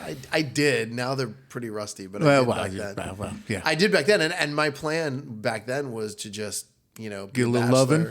Be a bachelor for the rest of my life, no marriage, no kids. Oh, yeah, I even told my wife, I said early on, I was like, "Look, I don't want to get married. I don't want to have kids." And she's like, "That's cool," which is one of the main reasons we're together. I on our fourth date, we joke about this. On our fourth date, I said, we were having dinner, and I was like, so what's one thing you want to get out of this life? She goes, "Babies." And I was like, check. Okay. Yeah. I was like, all right. I don't think this is gonna work long term. And you know what's amazing about her? You said that to her? Yeah, I was like, I don't know if this is gonna work out. And keep in mind, I was massively attracted to her. Like she was, she's a gorgeous lady, the girl of my dreams. Yeah. And you know what was great? She said, "All right, that's cool, but we can, keep hanging out." Yeah, yeah. And I was like, damn. Shit. I was like, shit. See, I was the other way, man. After like the second date, I'm like, I'm marrying this woman. Which is great. Yep, that was my attitude. That's great. I mean, I think somewhere in there, I knew like, if she was into me, I was done. Yeah, yeah. Because it's really up to them. It's not. No, up to yeah, us. we fuck, dude. You ain't got no choice. Come on. I'm just doing the best I can. A guy that I used to do some of the dating stuff with, he said it's just a glorified numbers game. All we're doing is increasing our chances, but that's it. It's a glorified numbers game. No, men think they're all big and badass, and the women come out. It's all they up to have them. No, they so control women. everything. Yeah. So she was like, but somewhere in there, I was like, I knew. I was like, if this girl's into me, I'm done. Like, how am I going to do better than this? Yeah. She's beautiful. Yeah. She's smart. She's interesting. She's fun to be around. Like, I'm never going to do, not that I was looking at it like, well, can I do better? It was just, it was an obvious, right? Because I had the same thoughts with Val. Mm-hmm. She's fucking, look at her. She's gorgeous. She's talented. She's just a lovely woman. We were talking about spirit animals, right? Do you have a spirit? See, the thing is, no, you can't pick your own spirit animal. Somebody's got to give it to you. I don't, but one of my favorite signs I've seen in my favorite coffee shop says coffee is my spirit animal. Oh, I love that. That's a good one. No, I don't know. I don't know if I have one or what it would be. Well, I told. Do you want to give me one? Oh man, no, I don't have one. Don't pop in my head yet. All right. But so Val and I got talking about it, and popped in my head right away. Dolphin. And she goes, and the reason I'm telling you this, because it's the easiest way to describe my wife to somebody, like really quick. And Even though I've known her for years. Well, yeah, but people listening and stuff. Yeah. And I go, she goes, "Why is that?" I said, "You love the water. Like, she's that. She's just a fish out of water. Mm-hmm. And when anybody's around you, they're really happy. They're happy to be around you. Mm-hmm. And in my vows, I said, you walk around in your own ray of sunshine." Mm. Right? Does that describe her? That does. To a T, right? I agree. And what got me, when we were dating for quite a while before anybody knew. Mm-hmm. And then people started to know, and I had guys come up to me, walk right up to me and go, "The fuck is she doing with you?" And I thought they were friends of mine. And I go, "What? Excuse me?" They're like, she can do so much better. I'm like, what the fuck? That's no friend of yours. Dude, right? No, we're not friends anymore. Yeah. But at the time, I thought it was a friend. Yeah. I'm like, holy shit. Yeah. It takes balls. And it's like, of course, I didn't know that at the time, but now I know That's on you, man. Yeah, that has nothing to do with me. No, and that's what I was talking about before. That's insecurity. That's someone thinking to themselves, I could never do that well. So why is she would... Right. That's a barking dog, dude. Right, exactly. That's a barking dog. And, one other thing I wanted to mention, telling these stories, it occurs to me, people could be listening and think, okay, these guys got it figured out. But... You got no fucking... No, but one thing I want to say, the day before I met Pam, I was a complete failure at relationships. I'd never had a relationship that really worked. Yep. Never. So, to think that, like, I don't know, it just occurs to me that I might, a person could listen to this and think, I don't know, could think a lot of things. But but the bottom line in it is it doesn't happen to you until it happens to you. And when it does, it was easy. It wasn't like I had to figure out relationship. Nope. It just worked really well with this person. That's it. I had to date a lot of people till I got to her. You know what I mean? Yeah. The first time I met Val, it was during a business meeting. I was doing video and photos. She had a website company. So, it was in a business that makes sense. Right. Right. And I went out the night before. And when I met her, the day I met her, it was the end of November. And I do No Shave November in honor of my Uncle Walt and to raise awareness of men's health and prostate cancer and suicide and all that. My dad had prostate cancer. Yeah. So good for you. And so I had this big scruffy beard. I was 60 pounds overweight. I was on a bender. I got all coked and drunk the night before. I was in no shape, And she agreed to go out with me that day, like 10 minutes into our business meeting. Wait, you were in 10 minutes into a meeting with her and you asked her out? Mm-hmm. Well, because comfort out of my comfort zone to stay in my comfort zone, I just went into my sales pitch, which I was, I could recite that in my sleep. And she's like looking at me. And I was like, do you have a question? And she's like, I just lost my train of thought. And I was like, okay, so this is going in a different direction. And so I just started asking her, standard questions like, what do you like to do? And she said she liked to dance. I go, I'd dance the soles right off your shoes.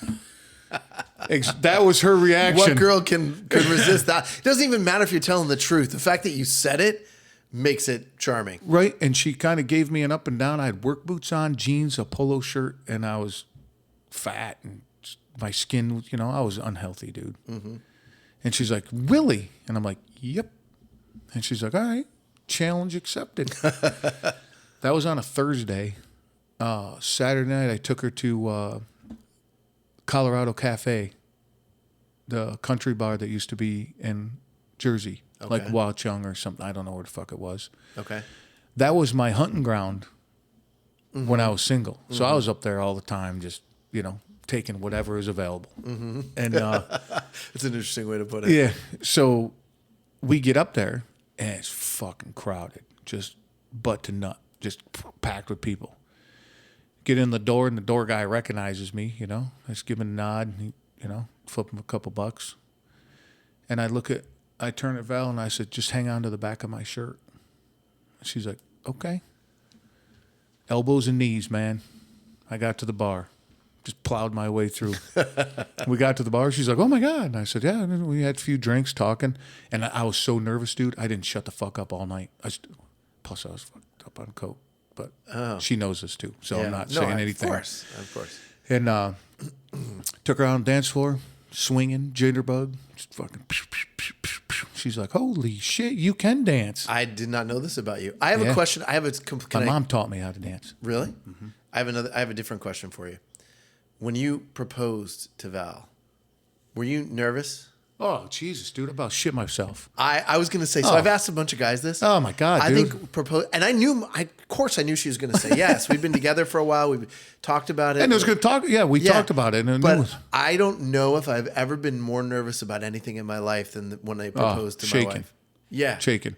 And then what kind of made it, I guess, worse in a way, I asked her, and the way I asked her was, I just came up from behind her and held the ring up, and I asked her, and she's was it here? It was just right over in the corner. Yeah. Okay. I just wanted it to be a complete fucking surprise. I didn't want to set up this date where she thought that might happen and all. I didn't care about that. Right. And I did have all these grand things, thoughts, and okay, I'm going to do this and do this. And then when I got the ring in the mail, because I ordered it, and I'm just sitting down by the mailbox, just looking at it, and I'm like, fuck it, I'm just going to ask her right now. That's so you. That is exactly what I would expect you to do. So she's sitting at the kitchen, standing at the kitchen table. I walked up behind her and I just put my arm around her and held it up. And she looked at it and I go, will you marry me? And she's like, quiet for a minute. She goes, ask me that again. Dude, I about fucking shit myself. You thought you might say no? I was like, oh my God, whoa. Because she's all quiet for a minute. I'm like, oh. And then she's like, ask me. And then, of course, it's fucking, she's like, oh my God, yes. That's and, great. you know, and it went all that. But yeah, that was, yeah. That's great. I had to order the ring because it was, she loves Outlander. And Jamie made this crazy ring out of a key or Pam's a big fan of something. Outlander, yeah. I can't fucking remember. But so I ordered her a ring like that. Like if you look at her, and I knew she's not going to wear a big diamond. And I know that about her. She's, you know. Not her style. And it goes back to what's behind it. It's not what it's made of. It's what's behind it. Right. Right? It's not that expensive ring. And I'm wearing the second wedding ring because I lost so much weight. You had to get it sized down? No, I was working out at the gym throwing a and it ball slipped off? around and off it went. And I was like, fuck, my ring's gone. I mean, I don't work out nearly as much as I should, but when I do, I actually take it off. So one trick I started doing is I untie my shoes and I tie it into my shoelaces. Do other people do that? I did it. No, I can see that. But if you look at mine, it's all, it looks like all scraped up and everything. This was super polished. Oh, you can still get it polished again. No, I don't give a shit. No, it's so mine. You don't take it off when you wear like weights and stuff. You don't take it off. No. Well, yours is kind of like mine. It would kind of ruin the. And I don't care. That makes it mine. If you look real close, it's got some super deep grooves in it from the barbell and stuff. Nice. Yeah. That is very you. It's mine. Yeah, it's very you. It's mine, right? At least you only had to be nervous about asking her for however many minutes it was from getting it in the mail to, unless you were nervous before that, trying to figure out how you were gonna. Oh yeah, I was asking people trying to. Because I had mine planned out, and I was still like, I was shocked at how nervous I was. Yeah, and I had a plan to do it. And I was like, okay, now I have it. Let me put all this in motion. But I was walking up to the apartment. I go, oh, fuck all that. I'm just gonna do it now. It's so you. You know, it really was good. is. Yeah, thanks, man. But it was, you know, and. Going with, you know, saying women are the ones that choose. Yeah. You know, men ain't gonna. And what I say is my station in life is carry heavy things, open jars, and get things off the top shelf and drive the car. Like when we go on vacation, somebody goes, "Where are you going?" I got an idea, right? I'm not completely fucking clueless, right? But they're like, what town you going in? Where you staying? I don't know. Nope. Val says, grab this is what we need to pack. Okay, carry that to the car. She puts it on the phone, and I drive the blue line. I know where I'm going. I know that. The only thing I have about that when you say my station in life is to pick up heavy things, that so discounts your charm and your intelligence and who you are. You can't sell yourself short like that, because here's the other thing. There will come a time in your life when you won't have the physical capabilities that you have now, whether it's when you're 100. Well, no, but what I say about picking things up is help. What in my it's not just working out. What I mean by that is carrying stuff like with Val, because what a man does, right? That bullshit thing, I get that. Right? I know that you guys are very in sync, and I get that. I'm also saying that when you say that, it just gives the impression like, I'm just this big dumb guy, and all I'm good for is picking things up off the shelf. All right. And you're not dumb. Big gorilla dude, just fucking drag my knuckles, you're right? Smarter and more charismatic than you make it sound. That's all. Oh, okay. All right. As your friend, I don't want to see you sell yourself short. All right, I appreciate that, dude. So that being said, according to Val, my spirit animal is a bear. Oh, definitely easy. Yep. Yeah, easy. Yep. Yeah, I can't see anything else. Nah, I really can't. Yeah. Ask. We have a mutual friend too. Ask Michael Hanko. Yeah. Because when we all were meeting in the city at Halloween one time, I came dressed as a biker, because I just put my biker gear on. Dude, he literally got a piece of paper. He's like, Phantoms. He's a gay man. Yeah. So people know. And he's like, "Oh my God, dude, you're like my dream boat right now." He said it was so fun, dude. That guy was such a blast. He's probably still a blast. I ain't talked to him Yeah, forever. we just haven't seen him in a while. Yeah. Your porn set. Oh. We got to bring this in, dude. Come on, man. All right. So here, I want to preface this by saying one thing. Pool guy, pizza man. Come on, man. Stop. Spectator. Oh, even better. Oh, wait a minute. Hold on. I got to think of this one. So I want to preface this by saying, here's why I hesitate with this, because for a long time, you do something like that and you don't want to be defined by it, right? You don't want. I have not defined you at all in this episode of you being in the porn industry. All right. Anyways, so that was a period of my life. All I did was do the technical side of it. It was lucrative for a short time when it was new, and it was a good living for a while, and not something I really. I don't have any regrets, and of course, it's a part of my life, and I'm not going to hide it. But again, we all have watching my own, not necessarily not ashamed of it, but not proud of it either. You know what I mean? Yeah. We all have chapters we don't talk about. That's all. Unless someone brings them up and they're publicly available now. That happens. No, nobody's listening, really. Go ahead. Say whatever you want. It's not like I have to present myself as a respectable human being. So this guy Jack, he invites me to go to the set, and of course I call my buddy and wait a minute, Jackie was the director? No, he wasn't the director. This guy Jack he's a lot older now. I still talk to him occasionally. Sweet guy. I mean, here's the thing about the guy: like, been married forever, very unassuming guy. Actually, not that unassuming. He can be. He's a character. But anyways, not the guy you'd expect to be doing this. And literally was like the vice president of a company who was interested in the business side, and it happened to be an adult video company. Yeah, I mean, he's looking at it as a business. Right. Right. Although he does like to tell his stories of the good old days, and he's got some stories. Anyway, so I meet him for the first time, and my aunt and uncle I've been very close to my whole life, and I didn't meet him till I was probably like 26, 27 at the time. Just, we all happened to be at this dinner. I had never even heard my aunt mention him. Maybe he's not really in our family now that I think about it. Quote unquote uncle. Exactly.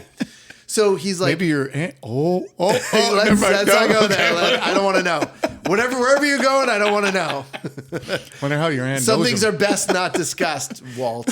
Anyways, so we're like, sure. So he gives us the address, and so this is in Chatsworth, which is like the heart of the San Fernando Valley, and it's like we get there, and it's this unassuming industrial park, like lot. Oh, yeah. It's just like it's a lot with a big building, right? Of course, yeah. And it would look like some industrial park, or some movie set. If you've ever been to LA and been to like the Universal Studios or all that, the movie lots they're just big warehouses, right? Yeah, of course. So it looks like that, but a lot smaller. So we go in and we're like, Jack sent us over. He's like, oh yeah, the guy told me, and this is like one of the technical guys. He's got like the headphones on or whatever. Now in these days, my understanding is it's changed. Is in those days, like porno movies were like always parodies of movies that had come out. Oh yeah. And they had sets and scripts and plots, which they don't do anymore. Well, plots, kind of. Well, you're stretching it. I'm not judging. I'm just speaking the facts here. I'm not judging the quality. Technically, they do have a plot. I wouldn't know. I never saw any of the dialogue parts. That's what fast forward was for. Wait, people actually spoke in those movies? I thought those were just places to fast forward. Yeah, like Playboy had articles. Yeah, they did? No, just kidding. Wow. All those pages are stuck together. Yeah. So we get there, and there's just naked people walking around. It's like no big deal. Like no big deal. But it's not like a strip club where they're doing it to get paid and they're trying. It's just they're walking around. Like getting... There's makeup and there's people coming. I think there was a shower, so they're getting cleaned up or whatever. Yeah. And they're just talking. Like the director or the assistant or whatever is just like going over something with this person, and she's naked. It's you have to get used to it for a minute, right? Yeah. So there's different sets in this warehouse. One's like set up like a doctor's office, and one's set up like a living room, and one's set up That's like original. something else. Yeah, it's. And you're like, I was hoping you'd say like dungeon and pirate ship and stuff like that. Come on, man. Maybe that's the next lot over. Okay. That's the one where That's we lot were. B. Yeah, that's where we were that day. So this particular scene was being filmed in the doctor's office. Oh no, it was the classroom. We saw the doctor's office later. There was a classroom. Okay, all right, all right. Expect. Okay. So standard. We're standing there, and they're. I mean, you're like 15 feet away, and they're like going at it, and it. At first you're like, whoa. And then after not very long, you're kind of like, you look at your watch. You're like, you're like, this will be a great story to tell. But now here's the thing: you'd think in between scenes, everybody has these concepts of fluffers or all these, which are in the mythology of porn. I don't know if it's true because I've never seen it. They are supposed to keep the male actors ready. That's just steroids nowadays, dude. Yeah, I imagine. Yeah. How do you know? Friend told me.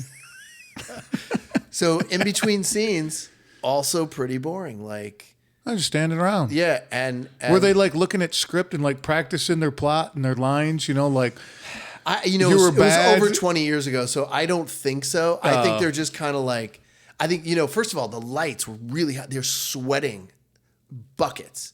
So like in between, one thing I do remember is they're just getting toweled off. Dude, especially like just sweating buckets. He's the one doing all the work. Yeah, exactly. So he's getting toweled off, and at one point I actually think he was like, "Who are these people like us watching this? Like, why are they here?" I think he was getting a little.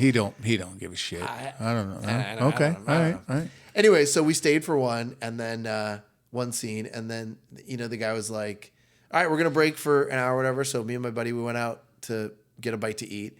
And I don't even think we had cell phones at this point. I mean, this was like 97, 96, something like that.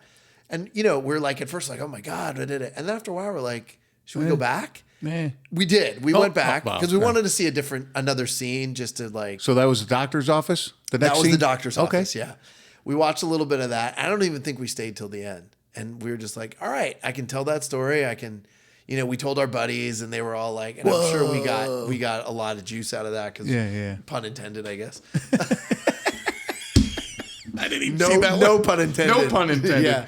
No, but we got a lot of of attention from our friends because we got to do that, and then and that it's a fun story to tell, but it was not that exciting at all. No, because it's a business. Yeah, that's it. But the way they exploit people. That's just that's a rabbit hole. Like what I ran into was, these ladies were making crazy, stupid money. I know. Yeah, and they get addicted to that. Right. And then they chase that the whole time, and then it's just it's bad. Yeah. And they don't know how to manage it. They don't know how to keep it. No. Yeah. And then I did see a handful of young ladies do the whole quote unquote college thing and all that. Mm-hmm. They came in 6-7 months, gone. Hey man, I'm just here to make a quick buck. Yeah. Right. And they didn't get into all the drama and all that. So, I saw both sides of that. So, going back to what you said about my job now, seeing both sides of humanity, good and bad, I'm just used to seeing that. It's normal for me to see, really nice people and people with compassion and want to help each other and truly help somebody, not because that's what they're supposed to do. Right. And then seeing the people that the man fucked me over and I'm fucking you over and this is how I'm going to live my life and what can I get out of you? And okay, I got your service from you. Everything went well, but I'm going to complain and bitch so bad that I got to get my money. I'm going to get my money back. Right. They're going to squeeze I know something. Yeah. That's just a survival. Like the money's more important. Yeah. But the thing is though, what you like, it'd be like getting something from a restaurant, like McDonald's, just fucking McDonald's, right? Eating it in your heart and in your mind. That's what I wanted. That's what I got. I feel good. No, you know what? If I go in and make such a fuss, they're going to give me my money back or a coupon or something. Let me just do that. Why? Yeah. Right? I just don't. Because a lot of people are, and look, everybody's been raised in different circumstances. I can't until I walk a mile in their shoes. Right. But a lot of people are grow up in situations, and as from kids, all they understand is life is hard. You take what you can get, and they're in a survival state. Yeah. And a lot of those people, I can't judge the circumstances. No, because I don't know. Right. Because I don't know. I'm not saying it's right or right. It's not right. But I can. But if I just step back, I can see why it happens in many cases. But it still doesn't. It shouldn't be that way. Right. So here's an example. A guy rented a truck, and it ruined his hoodie. Okay. Okay. Something leaked on it or something? Yeah, and it's, rightly so. And the guy called me. He said, it ruined it. Perfect. Give me a receipt and give me the hoodie. If I'm paying for it, I want it. Right. I'm not throwing it in fucking trash. Right. But if I'm paying for it, I want it. Right. Well, it also prevents them from, it deters them from scamming you. Right. Supposed to. So the guy gives me a receipt for $275. And the date on the receipt was like 4 days after he rented. Mm-hmm. And I was like, dude, it ain't going to happen. I saw the hoodie. Did you see it? It ruined it. No, I see it. It ruined it. That's a $40 hoodie. No, it's not. You got my receipt. I go, my niece can make a better receipt on Photoshop than what you did. I'm calling corporate and I'm going to complain. Go right ahead. Here's the number. Right. So I see that. Why? Why wouldn't you just say, I understand why. I get that part. Right. But there's a bigger why here. Like, why be that kind of person? Exactly. And why don't you just say, okay, yeah, it was $40. Give me my $40 and here's the hoodie. Done. There's a great quote that's slightly related to this, and it's not quite on point, but you said something before about helping people just because it's the right thing to do. There's a great quote, I don't know who said it, that goes, the measure of a person is how they treat people who could be of no possible use to them. I love it. So, you go around life and there's people you're going to meet that you're never going to see again. They're not going to be able to give you anything in terms of money or something material. And it's just about how, I'm going to sleep well at night, treating everybody around me as well as I can. Yep, that's it. I mean, the simplest thing is if you're traveling, say you're out of state, you hold a door for a complete stranger. Simple as that. Yeah. Look what you just made, and they're like, oh my God, thank you. Yeah, no problem. Have a great day. And I talk about this in business networking. You talked about networking, which I do a lot for my business. And I always tell people, I'll meet someone and we'll talk about businesses and maybe there's not an obvious connection.